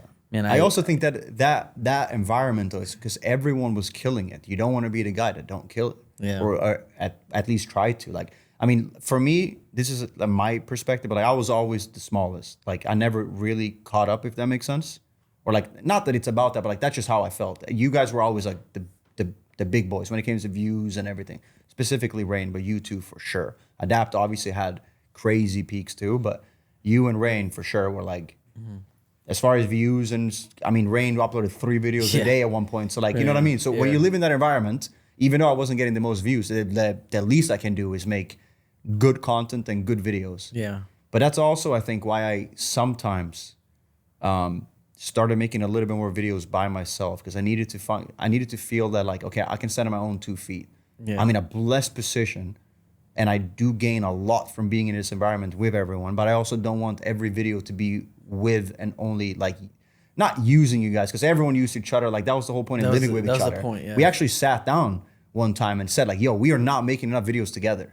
Why are we living together? We have this like, we gotta do more stuff together. We gotta use each other. Yeah. And I remember being hyped about that, because I felt a little bad sometimes, because like obviously if I had you in a video or something, it would do a little bit better. Like that's just what it was. You know what I mean? Yeah. But I got to a point where like, okay, I need to stand, like I need to make it about me too. So I feel like no matter what, I can do my own thing. Yeah. And I do think that's the best thing I've ever done, because I think that's the reason I can even make content to this day. And obviously I know it comes from the FaZe house specifically and living with you guys. And I learned so much. Like I'm forever grateful for being in that environment, because like you learn so much when you live in an environment like that. Yeah. But for me to kind of take a step back and like, okay, only me in the title, only me in the thumbnail. Like I need to, you know, I kind of need to bring it back a little bit. And then the big ones are with you guys, of course. And I want to keep doing those, but I got to be able to just be me too. Yeah. It can't just be collabs and stuff, because then it's like, okay, what am I going to do when I don't have this? I feel like everybody has a certain point where they have, like even for streamers, they have to break away from a certain game. Yep. You know, that's with everyone. I mean, I get that from your perspective. Again, you started late. Like you came when we were already established. Yep. We already had established channels and audiences on Call of Duties that you weren't even playing the game. So Yep. I get it, but at the same time, from my perspective, all I think about with you is you were always down. You were always down to help everybody else. Yeah. And that's as important. You being in my video is as important as me being in your video. You know what I'm saying? Yeah. That was the beauty of the house. But if I needed to record a prank or whatever the hell the video was, I know that you're going to be down. Yeah. Because that's just the kind of guy you are. Yeah. And again, it goes back to just like, honestly, like, I don't know if we've talked about this over the years, but I've always say to everyone I ever talk about FaZe with at any means, but like you are someone that, again, I'm very lucky that I got to live next to you, next door, and just knowing you from a younger age, you taught me like a lot, like genuinely. And there's like a meme of I saw it recently of in the Newport house. It's like get you a friend like Teeqo, like, and it's just like you dropping off coffee at my door. Yeah. But when I moved out and like moved on in my life, and I'm just thinking back, like, I don't know, I definitely like realized that one, like how good of a friend you were. And I know it's weird of me saying this to your face, but it's just the truth. Like I genuinely feel it. And I started reflecting like, dude, I was not just to you, but like you made me want to be a better friend and better. Like I just never, I feel like, damn, like maybe I moved a little more. I don't want to say selfish necessarily, because I don't think I had like selfish intent, but definitely not selfless, you know? I think you were very selfless. Like, and I just look back and I'm like, damn, like I learned a lot from you of like how to be a friend. You know what I'm saying? You used to always go out of your way, bring coffee, like stuff like that. Like you were always that guy. And even what you're saying now, it makes me feel even worse, you know, when you're saying you're in the house and not eating and stuff like that. No, like, bro, because I'm so good at like, bro, I'm the best at hiding stuff. I have no idea. I understand, and it's gonna be very easy to look back and but still, just that being the reality just shows how good of a person you did a lot. Like I mean, promise, not here to glaze back, but like, no, like, honestly, bro, like the way you carried yourself too, you know that too. We don't have to go in too deep about it, but the way you carry yourself and your beliefs and where you're from, I've always respected that tremendously from like day one at the New York house. Yeah, I appreciate Like it. genuinely, and just like the way you talk about family and stuff, it's like, okay, this is a real guy. You know think, what I mean? It it's- tells a lot the way how you speak about the people around you, in my opinion. Yeah. And especially people that are not in a room. I think that's a big tell for a lot of people. It's the way you speak about people when they're not in a room, True. and also if people can defend you when you're not in the room. Yeah. I think that's one of the. I remember when you left the LA house, I was crushed, bro. It was almost like a breakup. Like it was like, damn, because you were Yeah. like, don't get me wrong, but I loved everyone else, but we were hanging out a little bit differently, I think, and we didn't do certain things, and we were more like Yeah. similar in some We ways. are more similar. You know for what I'm sure. talking about? Yeah, 100%. And when you left, I was like, I remember laying in my bed and I had a talk with Eric actually, because he was kind of like, he wasn't really esport then. Yeah. He was still like kind of managing the house a little bit and Yeah. us and whatever. I remember having a talk with him like, yo, I feel so lonely. Like I don't, like day to day, it's like, bro, I need like because all I had was, this. Like I've never had anything in the US outside of FaZe. Like this is what I have is you guys and the house and stuff. So when you left, I mean, I know you did it and I'm glad you did it, but Yeah. I was crushed. I'm not Yeah. gonna lie, because No, I you know. were such a friend for me in that house, and in a very special way, because we were very similar with Yeah. how we did and didn't do certain stuff.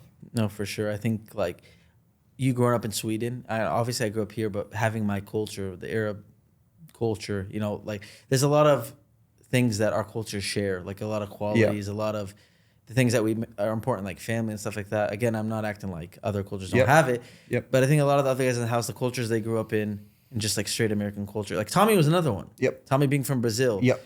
It just 100%. for me personally, that's just what I felt like. Anybody that grew up in a different culture, we had more. Yeah, It was similarities. It was interesting, yeah. So, 100%. I think that's partially why we kind of, inclined towards each other too. But yeah, I appreciate it, and again, like you can ask any of my friends, you can ask. I love your anybody. friends. You know that too. I know. I was low key like, I wish we were closer down to OC so Yeah. I can go get dinner with all of them. But I know you got a flight tomorrow and all that. But yeah, you've always been that guy. So for me, anyways, just reflecting, I've thought about it a lot, and No, genuinely, same. I appreciate you and your friendship always. And it's funny, I don't know. There's just so many directions we're probably gonna go in the conversation, but even what you're saying about speaking in the room and it's just, I'm thinking like it's insane now, like thinking back at how the last few years played out and things that happened, and like I don't want, we'll jump to that all in a second Yep. either way, but it's very interesting. I just feel like with you specifically, and we'll get to it, but one thing that bothered me the most over the last few years, I swear to God, with the whole crash of FaZe and all the issues that everyone knows about that we don't even have to talk about, but it was when me and you had some like friction between us. Yeah. Even though we didn't have any personal beef with each other, but just Yeah. because of the circumstances. Yeah. You can ask anyone, I swear to God. That was always, you and Rain are always on that. And back to, we talked about earlier, about like my favorite two, I have to say you and Rain are the people that I've been closest to. And it's like, both of you guys had very public fallouts, right, with FaZe. And me, although I'm private and behind whatever, and people don't know, me and you know, other people know, whatever, people don't know a lot what happens behind, but beyond the freaking value tanking 99% and all that, like genuinely the thing that would bother me every day, swear to God, is you just having this weird relationship with you, and Rain was another one. Just anytime I felt like, even if we don't talk all the time, because Yeah. we don't Yeah. talk all the time. Yeah. I don't talk to you No. every day No. by any means. Like probably once a month, if even. Yeah. We just check in here and there. Yeah. But like still, just knowing there was like a problem. Like see, after all this conversation, just thinking about it, I'm like, dude, this is why I felt that way for 2 years. It's no, 'cause it's like I felt it too, but it was also like, I think, and maybe this is like not an excuse, but maybe like I think you might have felt it was more than it was because of my fault, the way I came at you sometimes, Yeah. and it wasn't like. It was never my intention to come at you like that. I was just desperate, and I felt like the only one I can kind of have access to that's on the inside is you. So unfortunately, you heard from me sometimes, and sometimes I was, Sure. like something happened, whatever. Because I felt like this is the only one I can get in. No, but you're right. Because everyone else is just either ignoring me or no one's listening. So like, Yeah. unfortunately, you got some from me sometimes, which It is what it is. which wasn't towards you. I It was completely get towards the thing, but I associated you with someone that could maybe help me on the inside. For sure. if that We've makes had sense. literally You know what I mean? like I've never texted someone as much as I texted you. I don't think. No, Like, the we have long texts, paragraphs, bro. And like it is what it is. Again, I absolutely despise my role in FaZe in those last 2-3 years, because like I think Rain put it best when I was talking to him. He's like, I was like the front desk where it's like, Yeah. I don't want to be here, and any problem anyone has, they come to me. But at the same time, I'm one of the founders. I'm benefiting from being in the position. Like, so it's just, it's just one of those things. So like, I never complained about it. It's a tough decision. It just sucked. That's what sucked about it, is the personal relationships. Because you're right. Like, I was like basically the guy in the middle of corporate and the FaZe members. So it's like, if any FaZe member had a problem, they come to me. If any corporate guy had a problem, they come to me. And it's like, my life every day was just like, and again, I'm not trying to make myself, poor guy, but this was the worst part about it for me. It's like, dude, it's like literally like, you'll text me, and again, if I was you, and I've told you this a million times, I always say to you a million times, if I was you, I'd feel the exact same way and more. Like, you have every right, and like, it maybe sounds, hopefully it doesn't come off the wrong way, but like, that's genuinely how I feel, because like, dude, like, I completely understand. We just talked about it. We joined FaZe both in 2011. We've been through it together from the beginning. So a lot of the issues that happened partially were from us. I believe that I always take like, I'm always like, I know we messed up. Like one time I know that I messed up along with other guys was when we moved to LA, and this new, that guy came in and started structuring the business. I always say we should have split up the company with everybody at that point, which we didn't. We did it with some people, then that guy and the other mother effer took a big piece of the company. Yeah. But like, that was a mistake. I think that was fully on our end. Other guys will say like, oh no, like, other people have different. I can't speak for everyone. But I know that I regret that. That's something I can look back and be like, that was a moment where it was a bad decision. Now, granted, we were 20 years old and like, we didn't really know what we were doing. If I have to give myself a little bit, but still, I think it was a wrong decision. Other stuff throughout that, I think one of the worst things and you've spoke about it publicly, but again, I don't even want to talk too much about this stuff because I don't want I know there's a lot of emotion, understandably too, because we just look at what we've been talking about. We've been here for freaking half of our lives. But when it comes to like ownership and stuff like that, like you spoke about it publicly. And I think the thing that bothered me the most was that like someone like yourself or another FaZe member would be like, why am I not getting X, Y, and Z? And I'm like, you're 100% right. You should be getting X, Y, Z. And I'd go to the top of the tip-top board, CEO, whatever, and be told, oh, we can't. We can only give up to this amount. The board's not going to approve this and that, blah, blah, blah. And then you would text me, look at Snoop Dogg, and I'm like, dude, like, you're right. Why the hell did Snoop Dogg just get this deal from the board? They're telling me that Teeqo can't get a certain amount of shit. So it's like that whole thing. Yeah. That's when I was like, dude, there's literally nothing I could do here. I'm trying to make the best of the situation that I'm in right now. But it's like, I tried to push this guy, but like, I can't do anything. And it's like, and then there's just all these problems with the FaZe members. And it's like, dude, I fully understood it. And it's something that I always told you in text, maybe too much. Maybe I was, like I literally had nothing to say other than I'm sorry. And like, dude, I literally am going to try my best.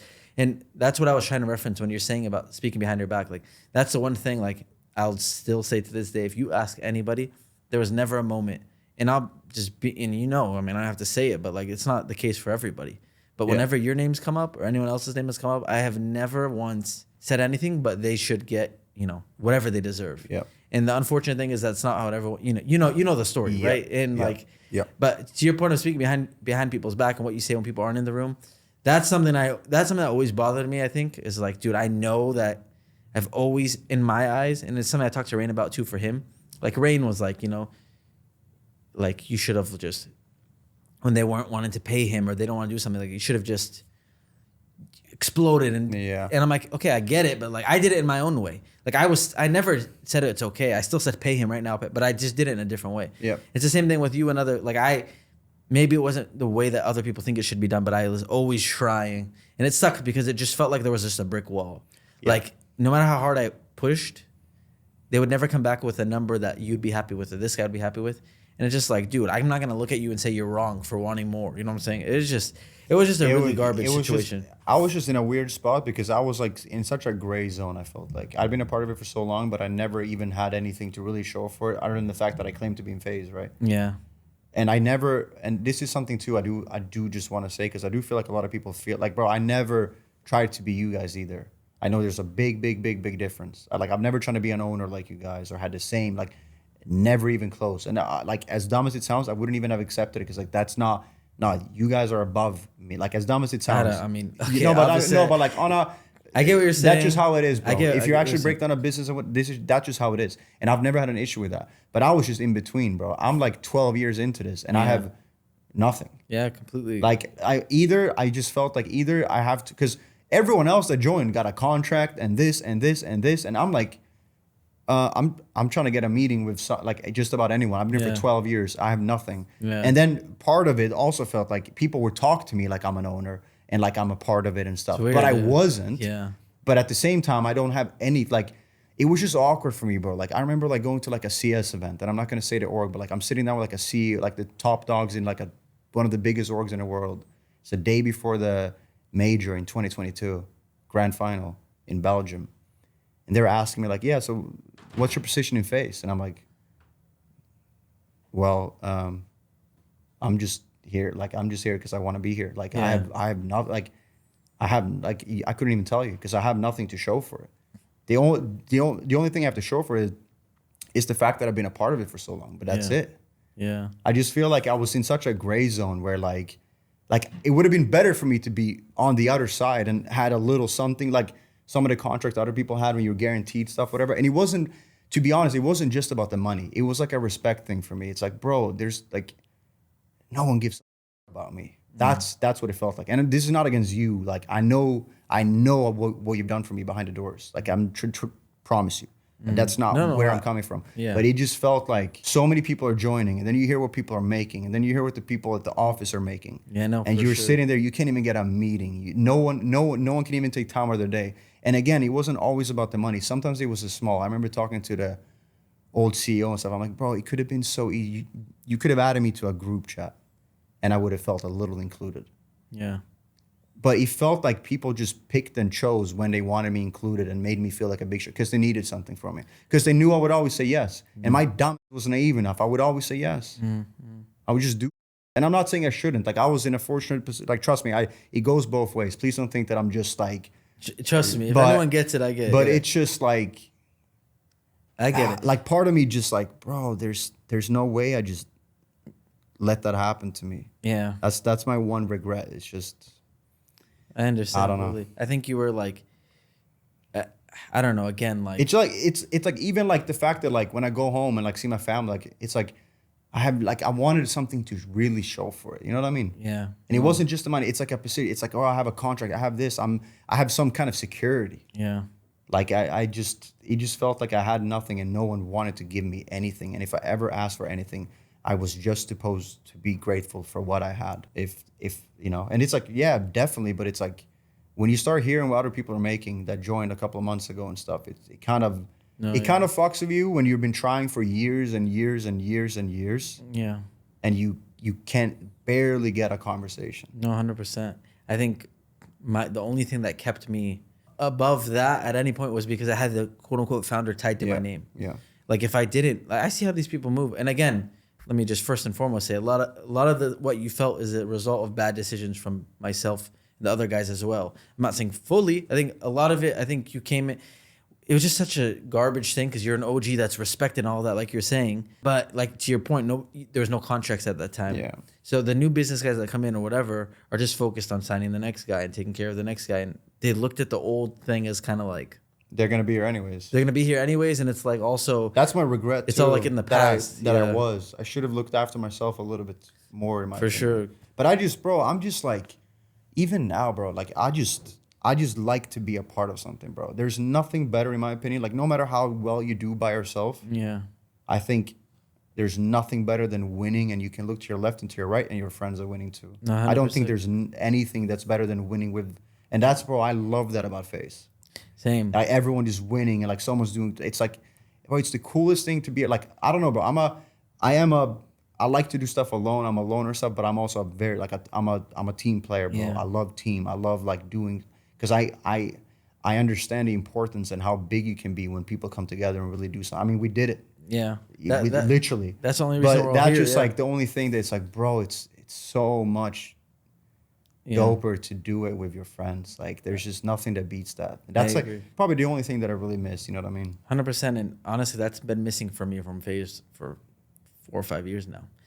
honestly, like since that this stuff started happening, it's like it really sucked the fun for me.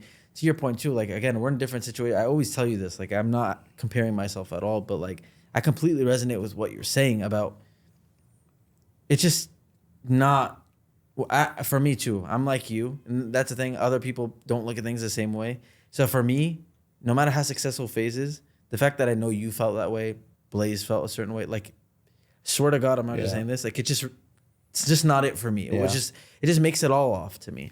And it's like, even what you're saying about the group chats and stuff, like, dude, trust me. And it's sad because this is part of your problem. It's my problem too. Nobody should have to say these things. Like, we need to invite Teeqo to this or Rug to this or whoever's not there. But that is the unfortunate thing. When we talk about the old CEO, dude, the amount of times I would tell him and other people, hey, don't forget to include X, Y, and Z. And like, for me, I was trying from, because I'm also in Orange County. I'm an hour away from everyone. So I'm also not involved fully day to day. Yeah. I would come to the office twice a week. I'm on meetings all day. But in terms of the actual FaZe guys, like I kind of disconnected also because I just wasn't around. But dude, the amount of problems that I think, dude, I just can't believe how stupid people are and how unaware they are about things like this. Yeah. Like, no way after 5 times of this guy being mad that he didn't get included in something, you don't think about going out of your way to include it. But that's the problem. You can't force it. And these people just don't care. Yeah. That's just how a lot of people that ended up here just don't care.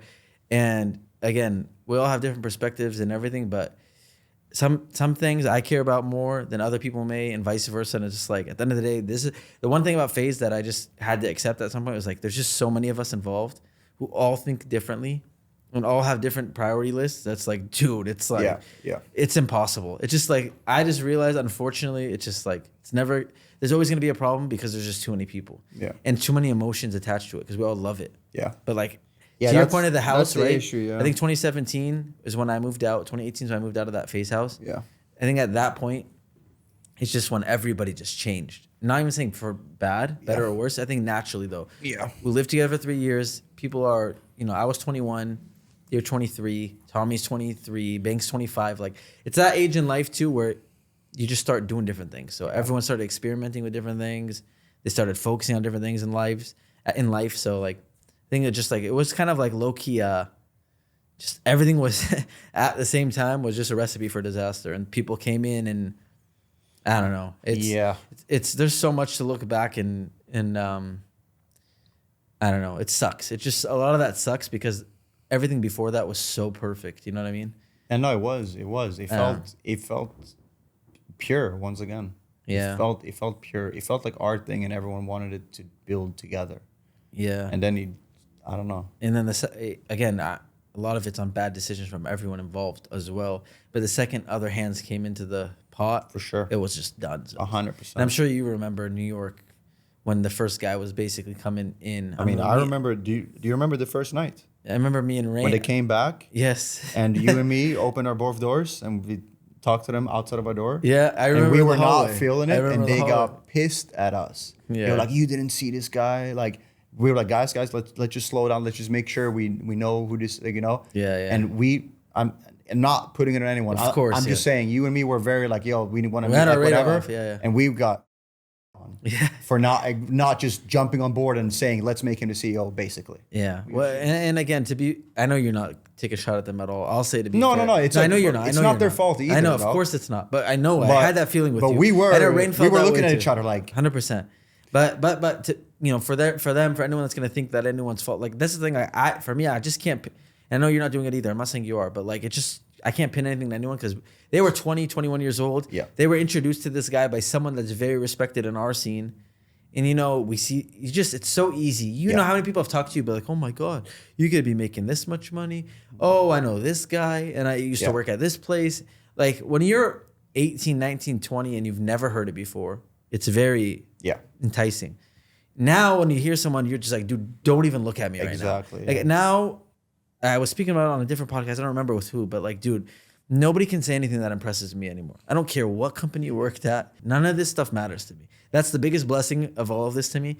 Even if I go bankrupt and I never get a penny from FaZe, which it seems like the stock is, whatever. The whole thing we fought about, and I know it's not even about the money, like you said it a million times, But like at the end of the day, and this is, you know, clearly this is what happens when you look at things for the wrong reasons. Now look, it's not even worth anything. But anyways, with all that being said, the most important thing I took out of all of it were these lessons about people. I know you know more than anyone because you've probably felt it way more than I did. But I mean, because I'll be honest, right? Being a quote unquote founder, like all these people are kissing up, sucking up. That's why, again, like I said, it's the only thing that kept me somewhat relevant was I had that attached to me. So even when I should have been maybe feeling exactly how you're feeling, these people felt like they had to because they're a founder. Yeah. So all of us, in my head, and it might be hopefully it's not like a triggering thing to hear, but in my head, genuinely, I look at you, Blaze, all of us as the same. I never looked at myself as founder. Yeah. I mean, maybe I did at certain points. I don't know. I shouldn't say that because maybe I acted in a way and I don't remember. But in my head, always I looked at the group the same. Obviously, ownership-wise, like I said, we should have done that earlier on, blah, blah, blah, whatever.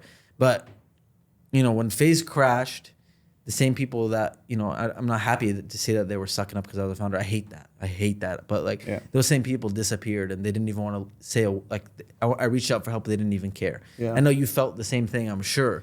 When everything is good, everyone's all around. When everything's bad, people are just MIA completely. And learning that lesson early and learning how like nobody's path, I don't care what anyone does or what their career, like not being impressed by things, I think were the two biggest things that I took away from this whole experience.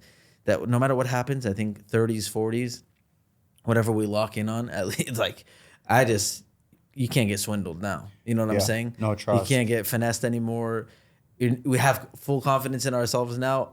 I shouldn't say full confidence, but at least to your point of not you look back and you're like, I shouldn't have let myself, you know, I shouldn't have. I was so naive. Yeah. I can't believe I did that. I cannot believe I did that. But I think it was for just like, I would just always like, bro, it's like, it sounds, but like, it's like when you're in love almost like, bro, you don't see it. Yeah. You don't, bro, you don't see it. Yeah. It's like you refuse to see what's in front of you. Yeah. Bro, it was always right in front of me. Yeah. I was just in this like, no, they would never do this to me. No, they're gonna take care of it. No, I'm gonna get good. No. Yeah. Like I always defended it too, bro. That's like one thing that I'm not disappointed in. I'm not like, I'm happy. I did make a couple of videos and went public with it, but I'm very late. Yeah. I had, it too, years before when I was very unhappy and I never, said anything. Like the Tfue thing. I was in a bad spot with FaZe and I defended FaZe publicly when the whole Tfue went down. Because I was just, I don't want to be that bro. I was a team player. Yeah. I really put FaZe above myself a lot of times. Sure. Like, I'm not saying that's special. A lot of people did. I'm just saying like I really, really, I just had full belief and I just wanted to be a part of it, bro. Yeah. And like, I mean, you know me with like the CS team and stuff. Like, I just feel like I never got a chance to be a part of it. And I really tried, you know what I mean? Like the CS team, clothes, like bro, so many things. Like no one gave me a chance. Yeah. And I tried so hard to like just like be a part of it, like officially for real. And again, it wasn't a title. Brother, I don't give about like a CD, but I don't give about a title. I'm not gonna add it to my bio. Yeah. It's just the fact that I know, okay, I was valuable and someone actually wanted me around. Or wanted me a part of it for real. Because it felt like no one really ever did, unfortunately. And I don't wanna take credit for stuff or anything, but like, I mean, you know how much I love the CS team to this day. Yeah. And again, but like my money was used to buy the team. And I was very close with like just not saying I made it happen, but I was definitely a part of it. I spoke to those guys privately, we even deciding like, and again, bro, and going to events and supporting it, even like people support it now, bro. I've been supporting this team for 10 years. Yeah. And I was never given a chance to have anything officially to do with it, ever. And I got my money back, don't get me wrong, but my money was, 6 figures of my money was used to buy that team. And nothing. I don't know, bro. Just, again, it's not the money, it's not the ownership, it's just, bro, you have one chance in life to be a part of something like this. Yeah. And it's gone. That's it. It's just the person I am, bro. Like, I will never get over this. Like, I'll learn how to live with it, don't get me wrong, but I will never get over it, unfortunately. It's just who I am. Because, bro, this is, again, I have like a different story. And it's not anyone's fault. This is just me, the way I look, bro. Me moving here to do this. This is all I've ever done in this country. This is all I ever know. This is all my, like, all is just FaZe. And then when you don't have that, it's just, you know, like, I can do this by myself. I'm not struggling. It's not that, bro. I just want to be a part of something that. No, I get it. Bro, it's the coolest thing. It's just, yeah.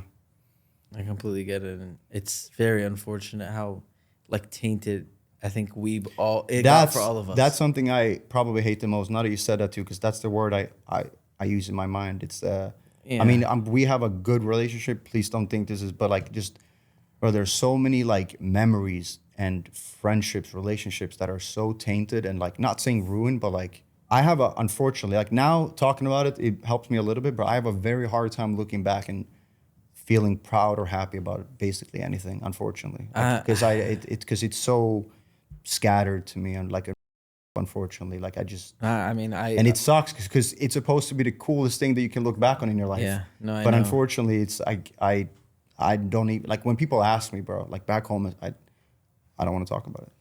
I don't want to talk about it. Like I said, Even with you now, I remember, like, bro, be careful with the questions you ask, because like, I didn't even want to open this conversation. because like, bro, because it like, bro, it cuts deep. Bro. No, like, it's just, I understand. It's brutal, bro. Like I said, I'm not trying to at all compare that's why we're myself or here, whatever, but it's like I think maybe not on the level you do, but I think if there's anyone that understands it the same way, I feel the exact same. No matter what, like I told you, no matter how successful I'll ever be, like, I wish FaZe the best always. I love FaZe, right? We all have this special love for the logo, but like, there's something about it that was just gone forever for me. And like, no matter how successful it is, I'll never be super happy with it because of how you feel about it. And because of what happened with Blaziken, right? Like, the whole thing of him getting kicked and like me calling him to kick him and stuff. And it's like, you know, I kind of spoke on a video on my channel. I deleted it, but it's just insane, man. It's just insane. And the unfortunate reality is, like, again, I'm still here, part of it. People are going to be very confused. Like, it doesn't even make sense. I don't even really have it all figured out in my head either. It's very confusing, very mushy and whatever, but your feeling, I have the same feeling.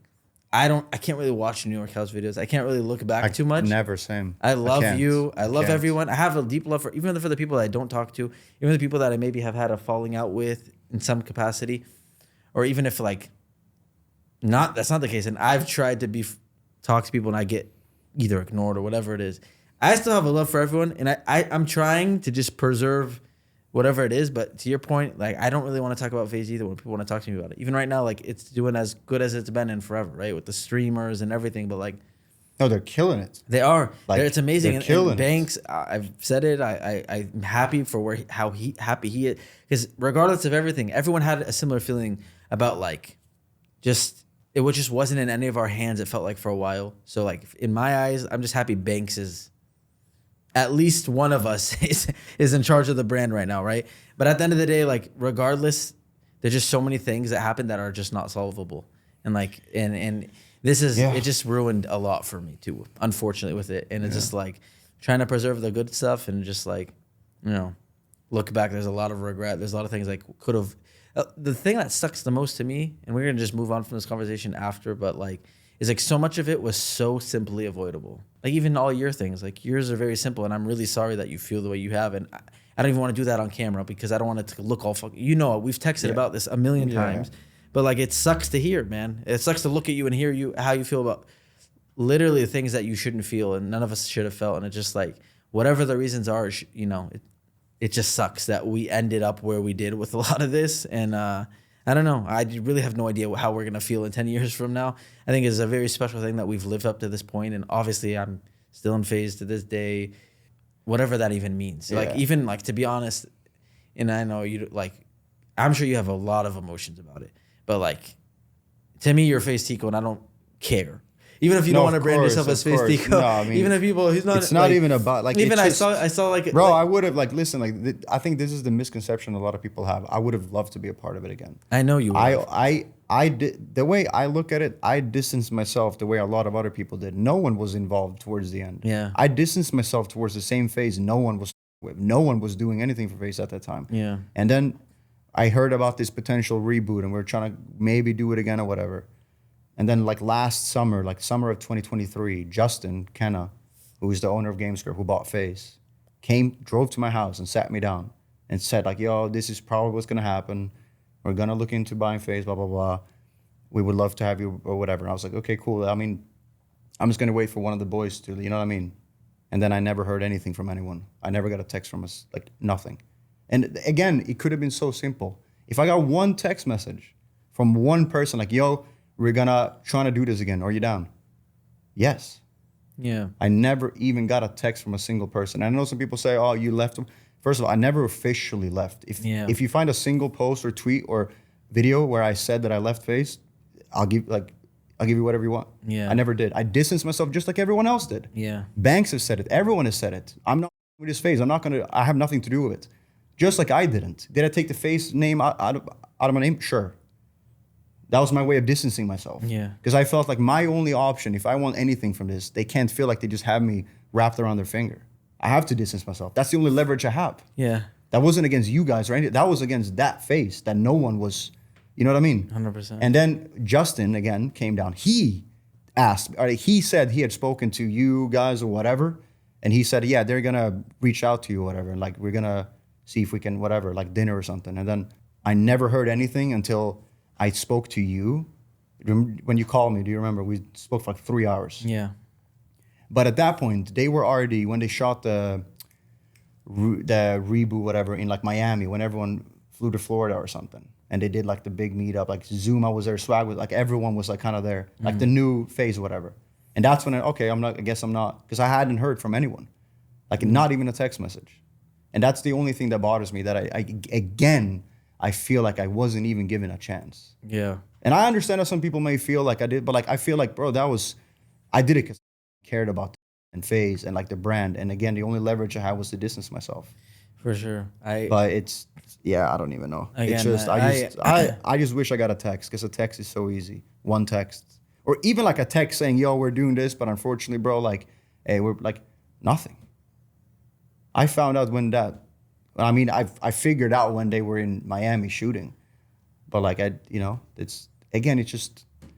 Yeah. It just again feels like I'm in this position where I mean nothing to no one when it comes to this. And that's the only thing that's a little sad. Because it's like, that's my friends. And like, we did this for so long. Yeah. Obviously, I don't want to speak for anyone or throw anyone under the bus or whatever, but it's you and Blaze. Again, it's different, right? Maybe people said, oh, you left, like you mentioned. I just from my perspective, I was very, and I feel weird even saying it, but you know me, I was very vocal. I didn't want FaZe to be without you or Blaze, and however things played out, I can't speak for other people and what happened, but I agree with you, man. That's the thing. I've always told you from the beginning. Completely agree. And no, it sounds hypocritical to some people. Why are you sitting there? I mean, at the end of the day, no, it's people don't like. I don't know. We're there's some stuff people won't really ever realize, because they weren't on the inside. Like, I know what you mean, bro. Trust. I don't know. It's just unfortunate. Yeah, it's just unfortunate how many things happened that shouldn't have happened, that could have been avoidable. People that got involved that shouldn't have been involved. At the end of the day, I don't know. I'm like I said, genuinely. I don't know what the future of FaZe holds. Obviously, right now things are looking bright. What that means for me, what that means for you, what that means for everyone, who knows? Whatever. I'm genuinely, and I'm not trying to oversimplify it, but what was very important to me was you and Rain, regardless of how you guys felt about FaZe. For me personally, is making sure I was on good terms with you guys, because like you, I think I look at it the same way you do, where it's just like that is above everything else to me, personally. And if I ever acted in a way that was against that, maybe I'm coming off as hypocritical. I hope that I didn't, but like I've mentioned to you, any mistakes and stuff like that, I feel like were genuine mistakes. I've been intentional too, man. Yeah. It's not. Trust me. I'm not here to put it on any specific person at all. I promise. It's I know. Not what I'm trying again, to do. like I just wanted because we've talked so many times. I didn't.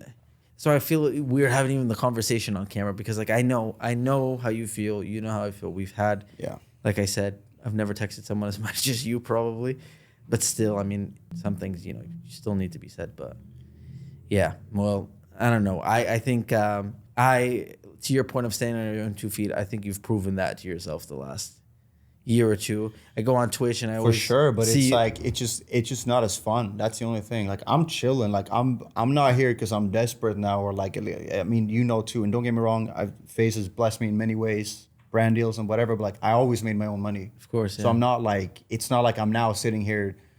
I'm not getting paid anymore. Like I never got paid like that. So Yeah, I never yeah. relied on it. So like Yeah, nothing changed for me like that. Yeah, yeah. This is just me and the child in me that loves FaZe. 100%. I completely And like get just it, yeah. even like now, bro, I'm still like flying to events sometimes by myself to be with a CS team and stuff. But it's not the same when you're not like I will always root for them like they're our team, and people still like in my chats and are like, who are you rooting for? It's like, why even asking me that? Yeah. Like, what You know, what I I was mean? you know I was in your chat. But the it's just major. it doesn't hit the same when you can't. You know what I mean? I understand.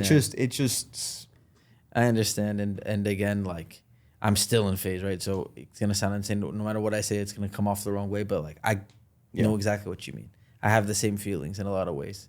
Love FaZe always, and it's not my perfect book, perfect storybook. At the end of the day, like yes, we're in a better place than we were at the end no. of It's last awesome year. to see it thriving. But you know, there's a lot of other things that came at that expense, and it's just like I don't know. I'm not sure. I really struggle all the time of how I feel. I don't know how I feel about it. Yeah. You know, I didn't want to wear. I'm wearing a Teeqo shirt anyways. I mean, this is. I remember always us wear. having that talk years ago. Do you remember that when I was like, bro, I just realized I don't wear FaZe stuff anymore, and Yeah. I haven't put my chain. Like that's when I realized like how I was really feeling about it. Because again, it's almost bro, it really is like a relationship when you stop doing stuff, but you don't think about it. Yeah. But then you caught yourself, wait, I don't do this anymore. I don't put on FaZe stuff anymore.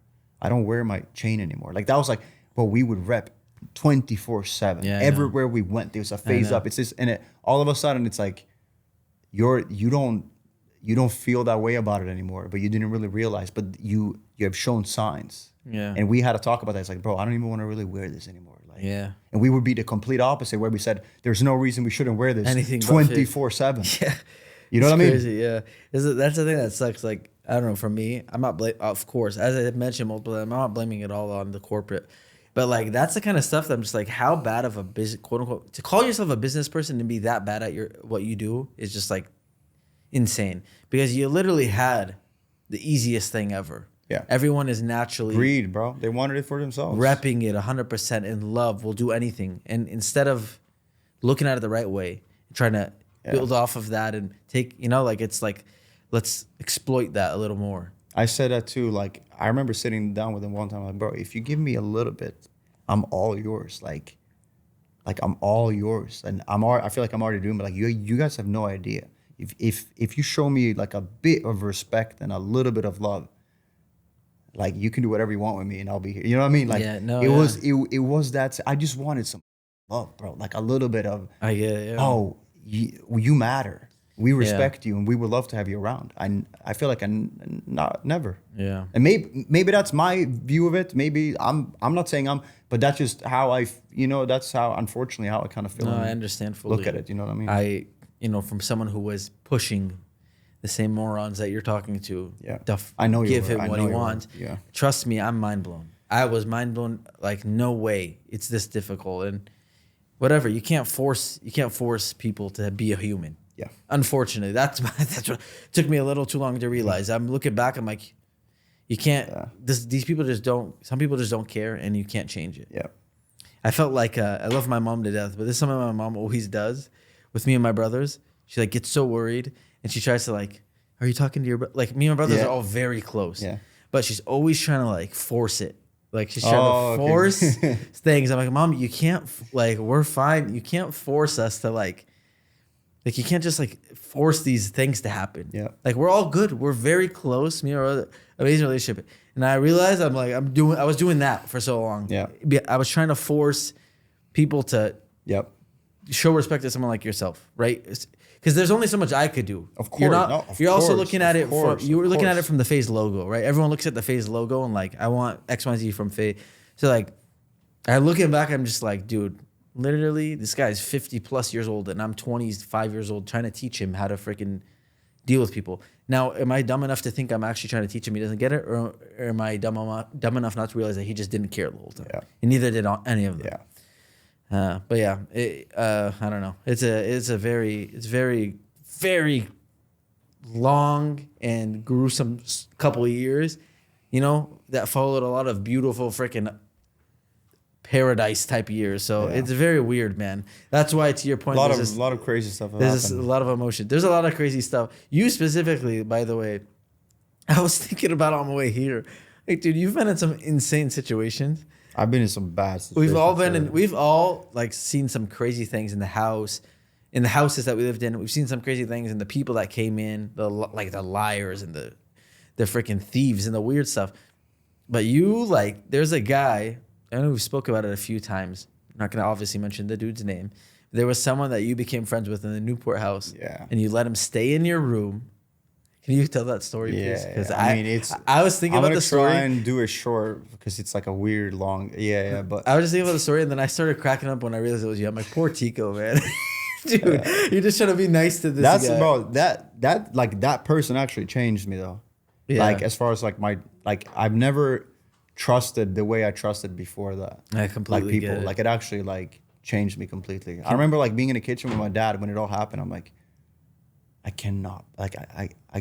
I just whenever I moved, I'm not blaming it on the U.S., but I never had this in Sweden, but maybe it's just because I was young and I didn't have that life. It's the U.S., but it's also just the life that we live. But there's a lot of stuff that's happened that I didn't really I wasn't how are people capable of doing this all day every day? Yeah, I have that feeling. How are I didn't know people could I'm not saying I'm perfect or anything like that. But there's some stuff I just can't do, and these people do it effortlessly every single day, without feeling like they're doing. You know what I mean? It really teaches you a lot about. So I was saying people and about stuff. You can't teach someone how to be a human. I just had to, you're right. That's the hardest thing to swallow. Is wow, people actually suck, man. Yeah. People actually don't care. I used to trust everyone. Yeah. Now, if I used to just trust everyone until you're like, oh, maybe he's not. You know what I mean? I would just trust everyone. Just be of course, whatever. And then now it's if you don't prove your trust, I don't trust anyone. And he kind of closed me off. I didn't want to. Yeah. Can you tell the story? I feel sorry. So no, because it's a big. No. Yeah. Your lesson is a big lesson, but they didn't hear the story yet. So the guy basically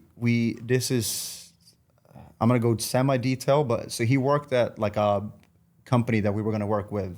I'll go that far. We don't have to be too specific. We were gonna collab with them, make a piece of product or whatever. Yeah. He was a high up there, or whatever, or work with them or something like that.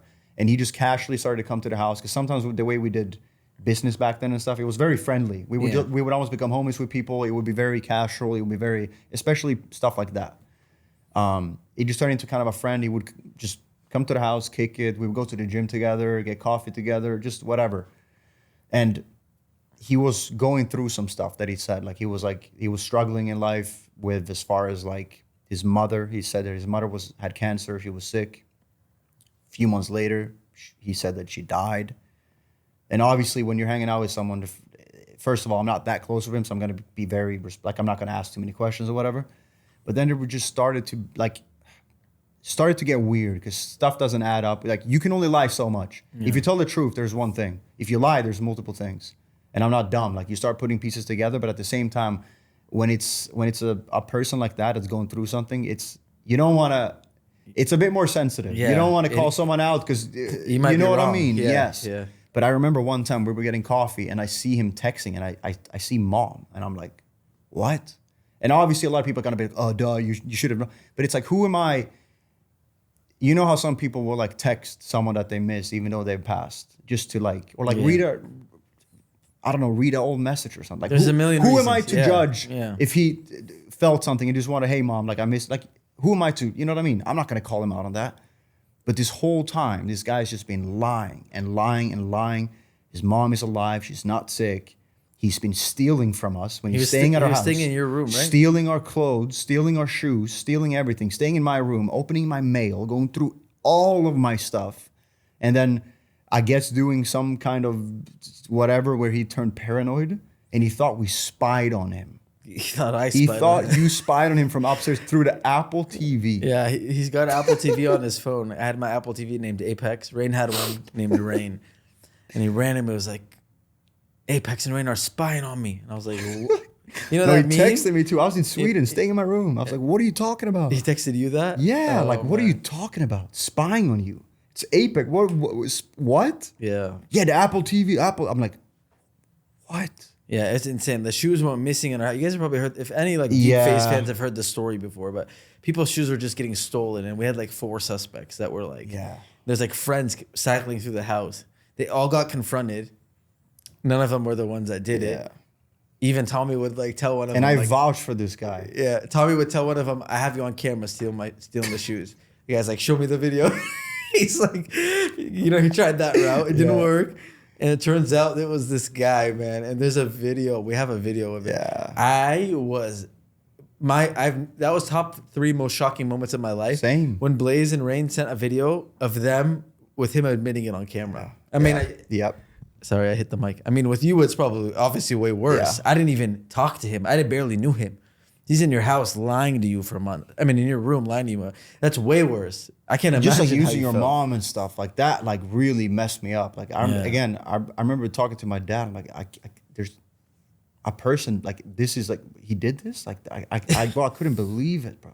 Yeah, And I felt so stupid. it's insane. Bro, we had all shown up for him, made sure it was good, trying to take care of him. I mean, how friends do, especially when someone's going through something, and it was all a lie and a facade, and he stole and he cheated and he just. Crazy. Again, bro, it's just we've crazy stuff, bro. Some Yeah. interesting people have entered our lives. Some very interesting people. Literally, there's too many to name. And you Yeah. know, you obviously too, like you were there a lot for Rain, like you were living with him when he was, you know, going through a lot of the public stuff he went through. Which thank God, you know, shout out Yeah. Rain. He's way better now, and he's like, dude. I mean, I don't even want to talk about him like that, but like he knows. I mean, and I'm sure you know what I'm saying. How amazing it is to see his mentality now versus No, of there. course. But I remember you were, you know, you have definitely you were there with him in Calabasas, and before, like you spent a lot of time. I was just thinking about you on the way here. I'm like, you just had a lot of, like on top of everything you just spoke about being away from family, and like this stuff is just like off camera stuff, just not easy to deal with either. And obviously everyone in their life has stresses and struggles. Everyone has crazy things, but you know, obviously for us, it just feels like things never stopped. It feels like crazy after crazy after crazy. Yeah, bro. It's like I think about it a lot. It's a maybe a harsh thing to say, but like I think it's amazing that we're all alive. Yeah. And I know it's a weird thing to say, but No, I feel you. because I mean, you know, but like, I mean, that's why I'm like, even though I don't talk to Norton often, but it's like we went through some crazy, and I'll, you know, I don't know, it does something to you. Like when you, I mean, he's spoken about it, but like, I mean, there was an instance, like he found him in a car, like, I thought that was it. Like you know, he's dying in my arms, like, and I don't want to speak about it too much, but he has spoken about it. You know, people know, but it's like, bro, that does something to you. And then obviously, this is like, not peak moment, but it's a pretty big moment, and it's like everyone's like, where's the videos? I said, bro, you think I can make a video? You think I'm in a mental space? You think that life is like, bro?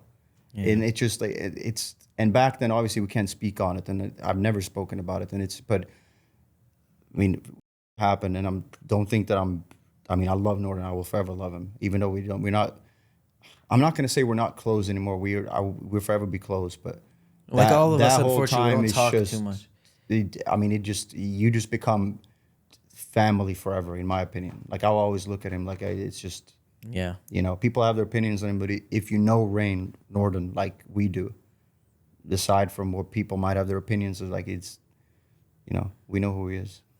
That's how But That's how I feel about everyone. Yeah. Good or bad, that's happened with some people. Like, even if people maybe, I'm not talking about right now, all by the way, but like, even if some people changed in a lot of ways, like to your point, in my head, no matter what, I just look at everyone as my brother. Whether or not I'm very close, it sucks. In a perfect world, we'd all be as close as we were. You know? Yep. But how things played out, it's that's just life. Also growing up. Yeah, it is 100%. It is, unfortunately. That's one of the, in my opinion, one of the worst parts about growing older. It is. That's why. Like your friends and stuff, because doing this, I mean, even if you live close to your friends, I'm sure it can be hard sometimes to make the smallest things happen. Like a cup of coffee can be like a whole project. 100%. To get everyone to even be able to do 100%. it, and like when you're younger, it's so easy.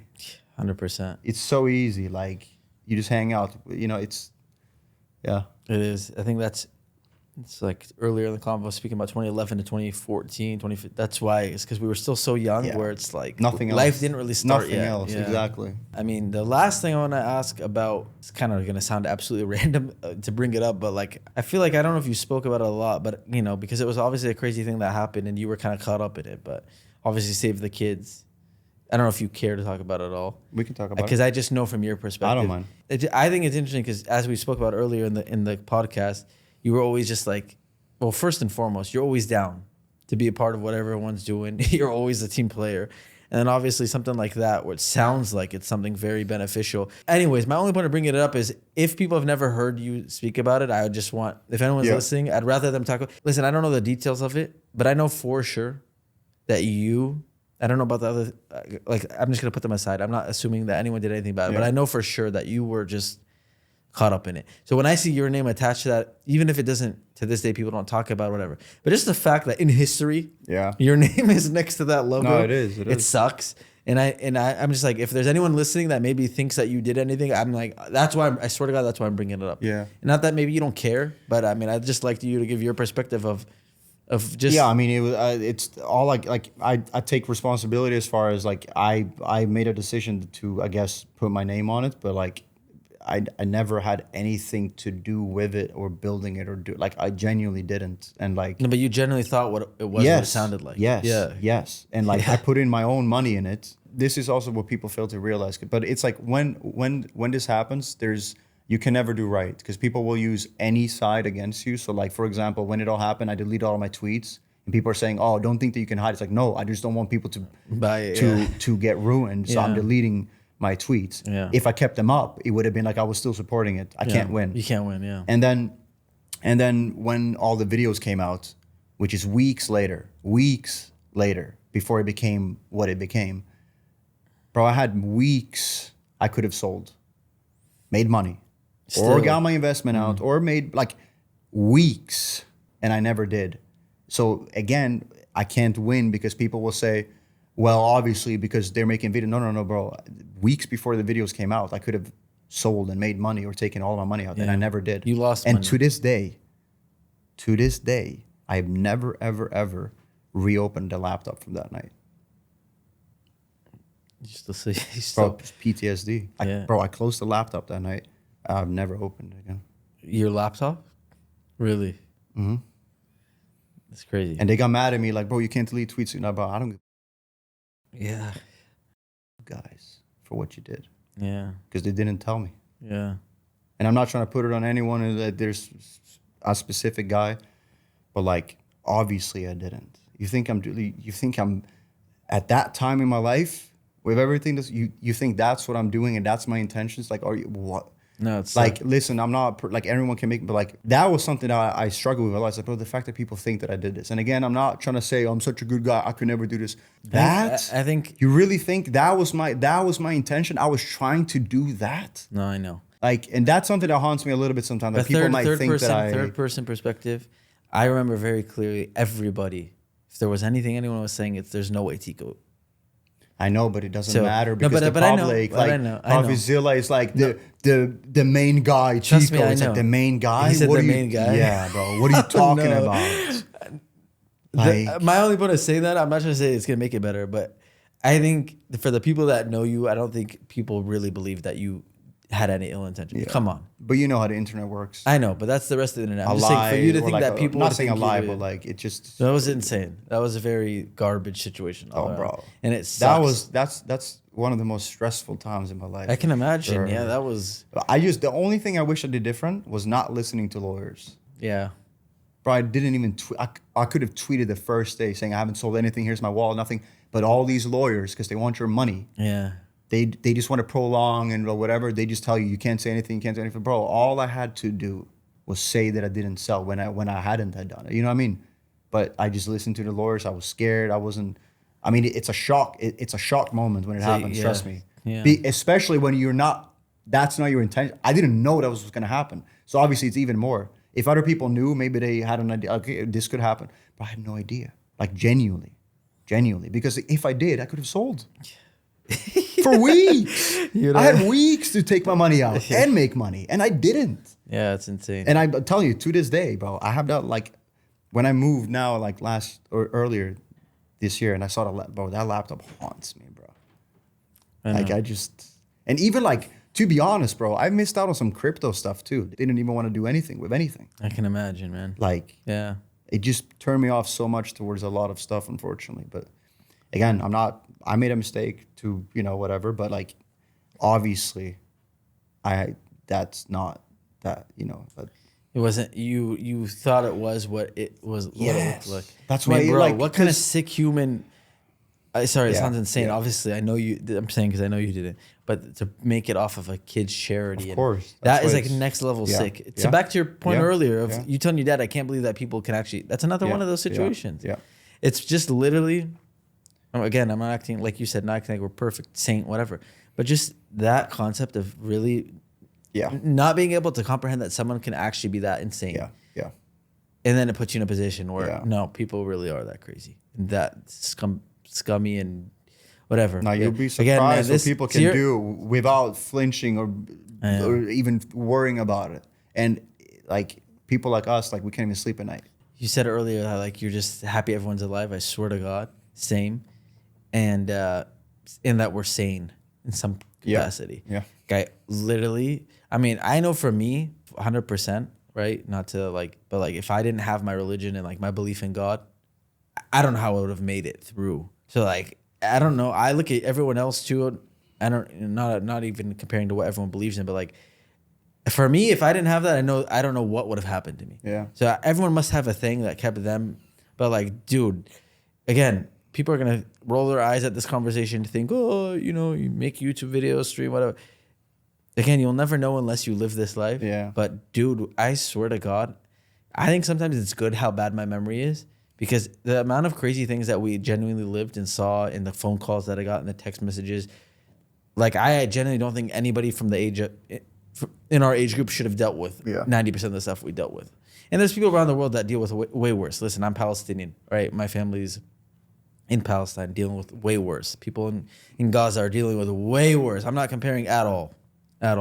Like obviously now I feel ridiculous even saying it when I'm thinking of other parts of the world. It's all relative, you know what I mean? Like it doesn't take away or make it's not a comparison. Yeah, I think my only point of bringing it up is people look at certain jobs or industries or people's life in general. This is why social media is such a facade. Like you look at people's lives and you think it's so beautiful, but like, dude, there's when you really know, like it's actually amazing having been on the inside. Yeah. But also I would have loved to know what it was like on the outside. Dude, I always tell kids. Because we forever have a different... 100%. Like, and even on other creators. Because we know, like, bro, I look at a YouTube video and I'm just thinking about what it took to film it. Like, I have a hard time now appreciating stuff. Because I've been on the inside for too long. Yeah, I feel you. I just see everything. I see through everything. And I'm not saying it's bad or worse or fake or this. It's just... I can't look at stuff because I have inside information. I don't know how to put funny. it. Like, no, I get it. For like everything. My friends, for everything. My friends meme me because like they'll send a video. I'm like, no way you guys think this is real. Yeah. And I'm like shocked. You guys really think this is real? Like when Sketch blew up, they thought he was real. I'm like, you guys really think Sketch is real? Yeah. I'm like, guys, he's obviously playing a character. And they'll meme me to this day. If they watch this, they're going to meme me. But like, it's so obvious to me. Yeah. If I see a viral clip, it's so obvious this is fake. Yeah. And people are all think it's real. It blows my mind. Yeah. But more even worse than that, it's like when I in my mosque or whatever, if I see kids in my community locally, talk to them, I tell them always like, dude, some of the most miserable people I've ever met are some of the most famous, wealthy, or whatever. Like, it's shocking. Yeah. And that's, part of why I like this show is it gives a kind of insight on those two things. We're not even close to the most famous or the most wealthy by any means, but we've been around people that are very famous. Dude, I mean, I don't know you went. I went to some party once for some investor at FaZe. We invited us to like his house for his wife's birthday, and it's like, dude, I'm walking around this party. It's like, I swear to God, it's to you this at day. a party too. You know what I mean? I know it's not like it wasn't a party like that. Yeah, I know. No, but you're right. I don't go to anything like that, right? But this guy invites us. He's very famous, right? He started a very successful company. So he invites us. It's actually hilarious because, by the way, where am I? I'm outside talking to his son and like the little kids that are massive fans. I'm talking to them and just having a good time with them, like because they're so excited. Inside this massive house, there's like this tent. It's actually insane. I shouldn't say this publicly, but you know who was at the party? Oh, it really? Actually, Diddy was at the party, but it was not a Diddy party. I swear, because Teeqo does. Maybe you didn't stay long enough. Yeah, right. I don't go to like. I never go to parties or anything. It's just to get. I don't drink. I don't do any of that stuff. Anyways, this is what the party was. Dave Chappelle did a private. Actually, they had a private concert on stage. I forgot who was doing it. Dave Chappelle did a private stand-up right on the stage. I'm looking around. I swear to God, everywhere I look, some Leonardo DiCaprio was walking in the building. I see. Who else do I see? I see basketball players on the Lakers. I see like every actor you can think of. Pharrell, all these guys. I literally shook Dave Chappelle's hand. It was like the weirdest thing I've ever seen. And like, okay, in some sense, cool. It was an interesting experience, but like, dude, it's just like, I have zero interest in that stuff. And I'll never probably go to something like that again.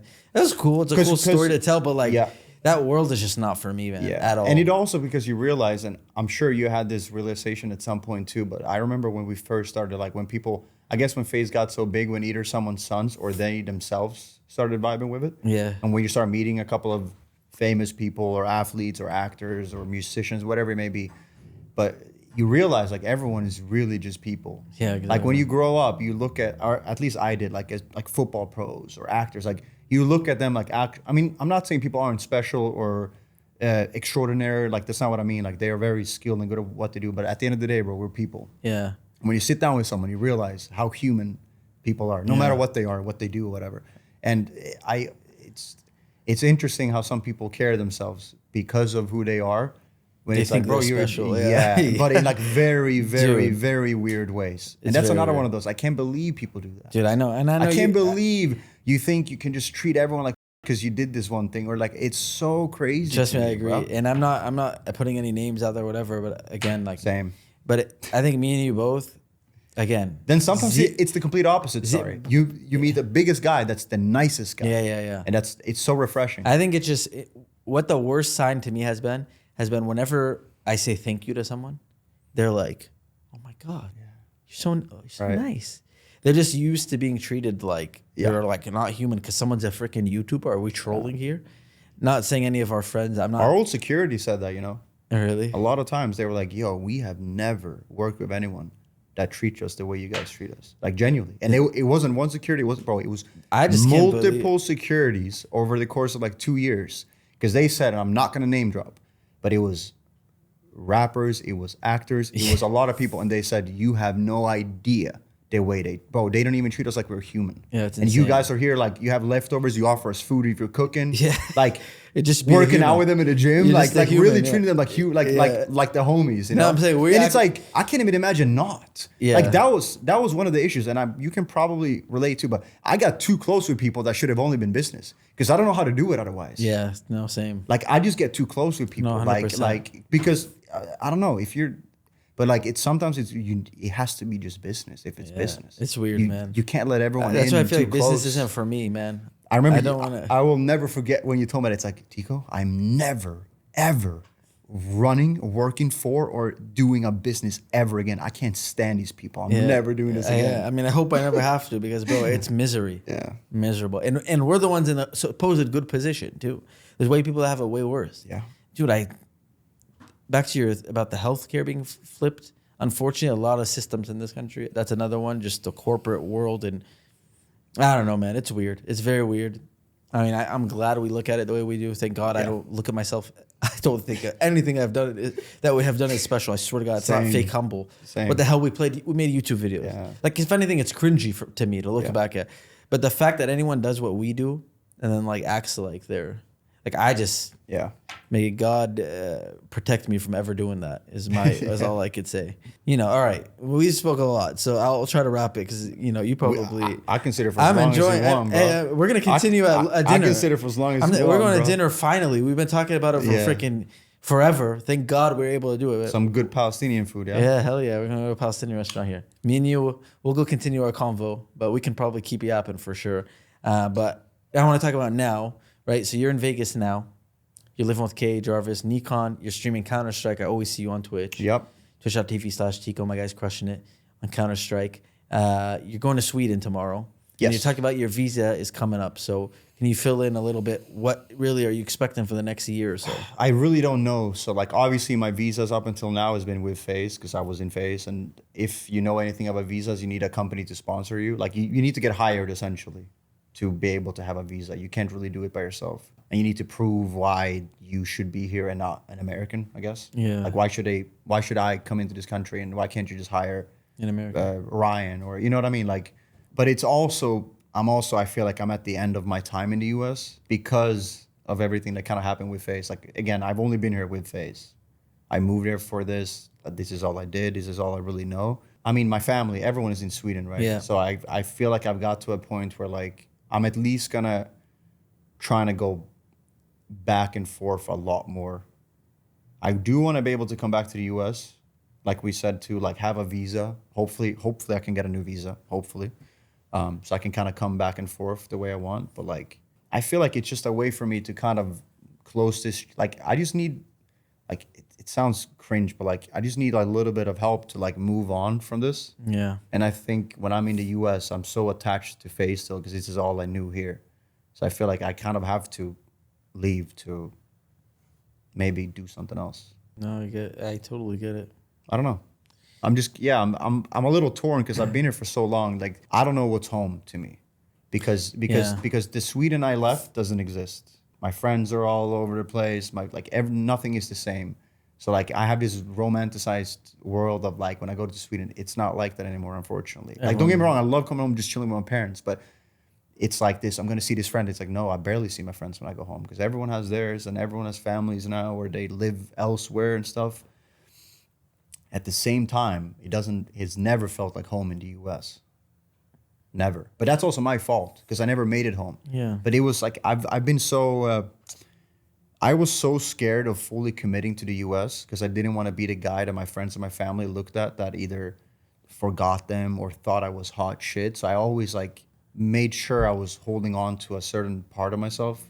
So I never fully allowed myself to mentally USA's home. Like, no, it's like, no, I'll be back. Yeah. I'm not like I live here, but I don't live here. Like, does that make sense? Like, it was almost like one long Vacation. yes, not a vacation, but like one long like I'll be back soon. Yeah. For like 9 years now. But like I never like it doesn't feel like home here. But at the same time, I've only lived with my parents in Sweden. That doesn't feel home either. So I don't know where I belong or where I'm supposed to be. And that's kind of like my issue a little bit that I don't know.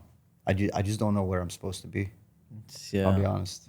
No, I know you've spoke about different countries. It's not even a bad thing. I'm fortunate I can do both. I'm just saying it's like home is a special thing. For sure. Like having like this is it or like No, you know, for sure. There's a comfort. I need to just find it, I guess. But You've moved to what 5 different houses while you've been here. 1 year here, 1 year here, 1 year here, 1 year here. I completely get it.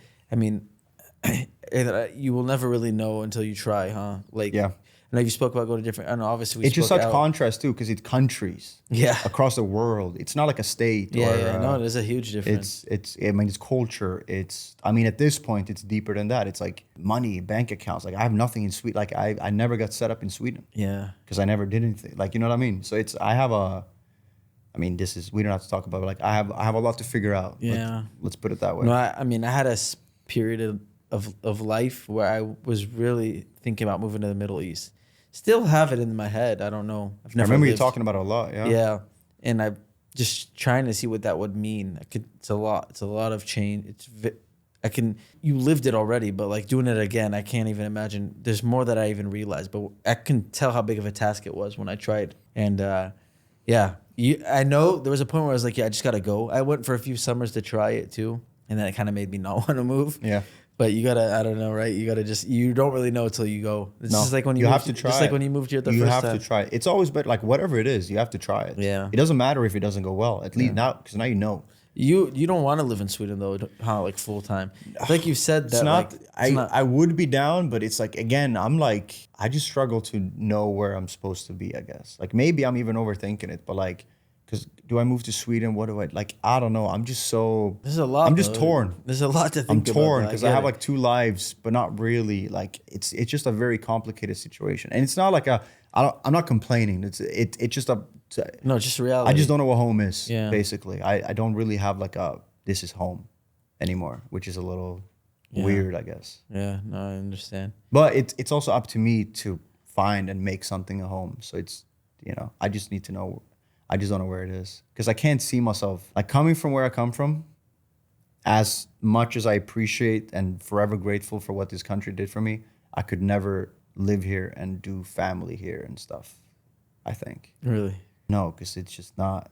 To me, this is gonna sound a little messed up, but like the United States to me is one big business. It's not a country, and like if you can look at it like that, you can navigate it a little bit differently. But it's not where I come from. It's a country, in my opinion, and it's different. There's pros and cons. Don't get me wrong. America is a beautiful country in many ways, but there's just some stuff that like I don't think I could ever raise kids here, or do that part here. Yeah. I don't think so. I like the European culture too much. It goes back to literally how you're raised, what you think is important. Yeah. It really makes a huge impact. It's insane. It completely shapes your life, which puts a lot of pressure on us when we have kids, and it's a crazy. It's a big. It changes everything. So you can't fight whatever that is inside of you. So. Exactly. But at the same time, I've been here so long.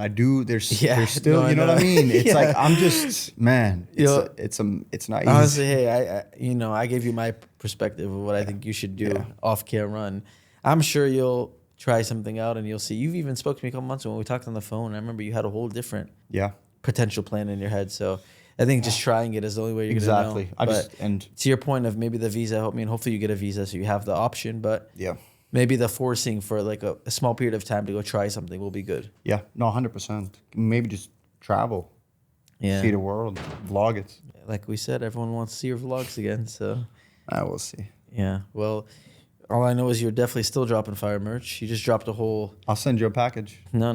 Mouse pads and I'll send you the workout stuff too. So you actually use the gym in your garage. I heard you. I heard you have an empty, dusty gym in your garage. It's a little dusty, but if I get Teeqo merch, I might. I got you. I always send Teeqo a picture. Not always, actually, because this is all I wear out. I have all my FaZe clothes, and it's not even that I don't want to wear FaZe. I just don't want to wear a huge logo and get people stopping me. Now, I used to not want to wear because of all the feelings. Now I don't. It's not that. It's just I genuinely like anywhere you go with the FaZe logo. It's yeah. So Teeqo, this is like it's beautiful, feels great. It's amazing quality. It's like it's 4 years old, bro. You know how many people? I Almost swear to 5 God, years so many old. people have been like, "What's that hoodie?" I'm like, "It's my friend." That's like a proud friend moment. I'm like, "It's my friend's hoodie." Honestly, it looks good for 5 years because the stuff I do now is honestly a lot better. No, I know, but it's cool to see. This is what I like. I like simple. No, same. But this one and the gray one. But he's always still dropping merch. I know that's something that people always support with. So. Yeah, no, I'm fortunate for sure. I have I always say that I've never been the biggest, but I've had a very, very, very good community and people that watch and are around me for sure. Not a lot of people have been able to. Forever grateful that I can still do what I do. At a smaller scale or whatever, but the fact that I still have people giving a F is, I don't know, it's cool, I guess. It's because it's like, again, it's not like the views or the numbers. It's like now that you get a little bit older too. I mean, it always was, but especially now, it's those specific things that to me that really matters. It's like when someone comes up like in like that one video did this to me, and like that one thing you said, that one, like that is the coolest thing to me, bro. Because that is like for a long time, that is actually why I made videos. I just wanted to be like a big brother to people that needed someone to just. Everyone needs that at some point in their life. Sure. And not everyone has that, or any male figure. Like, I'm not saying I was that at all. I'm not saying all my content, that's not what I'm saying, but I did have a period specifically where, I don't know, I just felt it was important to share some real stuff. There's definitely thousands of people that felt that way from your content, and everyone loves you for a reason. I know you don't want me to say it, but it's true, man. Everyone, I'm excited for this. I'm sure the feedback is going to be amazing on this because people love you. Because they feel that you're genuine. Thank you, bro. And I'm sure you're crushing it with feels this, it from the podcast. Your whole new, bro. You're I killing appreciate it. with I'm this. enjoying it for the first time in years. And I to can your tell. point, I'm like reading every comment. He told me he reads every comment. I'm like, I love it because I feel like it's real feedback. Like, I'm not just clickbaiting anymore, trying to put out a video every day. I'm just feel like it's good content, and people are reaching out for the first time in years saying, "Oh, this, sick." And I haven't heard anything like that in years. It's like, it's not that I care to hear it, but it just shows me that it's actually good. Because it used to be an occurring thing where everyone would just hit us up and whatever, and then you fall off a little bit, or you maybe not as active anymore, and all of a sudden it's dead quiet. Yeah, it's been pretty dead quiet for me for years. so again, like, I don't care. Thankfully, I have a lot of really great friends and family. None of my work, no one cares about it. Yeah. That's not what anyone that I care about cares about me for. My only point that I am happy to see that people are coming out of the woodworks to freaking give me some sort of praise. All that tells me is that people are enjoying the show. It's a good content. Yeah. So I'm like, cool. I'm going to lock in on this concept and keep going with it. I don't, As you should, bro. I appreciate the As you nice should. words, but I'm not interested in people that I haven't spoken to in years, because I know what that means, and I hate that. Yeah. and I know you know that. So 100%. Everyone's like you're- there to congratulate you, but there's no one cheering you on when you're not. Shout out to the people that taught us those lessons. Yeah, honestly though. I almost said his name. God, I hate him. All right, anyways. All right, guys. Well, this was great. I love you, Teeqo. I appreciate it. love you too, Teeqo bro. flew in a day early to do this, so thank you. I really Of appreciate course, it. bro. Thank you for having me. And now let's go eat some bomb food. Yes, please. And then hopefully I will see you somewhat soon again. But if you guys enjoyed, please subscribe. A lot of you guys actually aren't subscribed. A lot of you, probably all you guys that are watching this are going to be subscribed because they're FaZe fans. But leave a like on it, subscribe, check out Teeqo's stuff. And as usual, support the guy, because as everyone can tell from this conversation, he deserves it more than probably 99% of the people online that are trying to make content. So thank you, Teeqo. Thank you, bro. Thank you. Thank you for coming. Appreciate it. Thank you.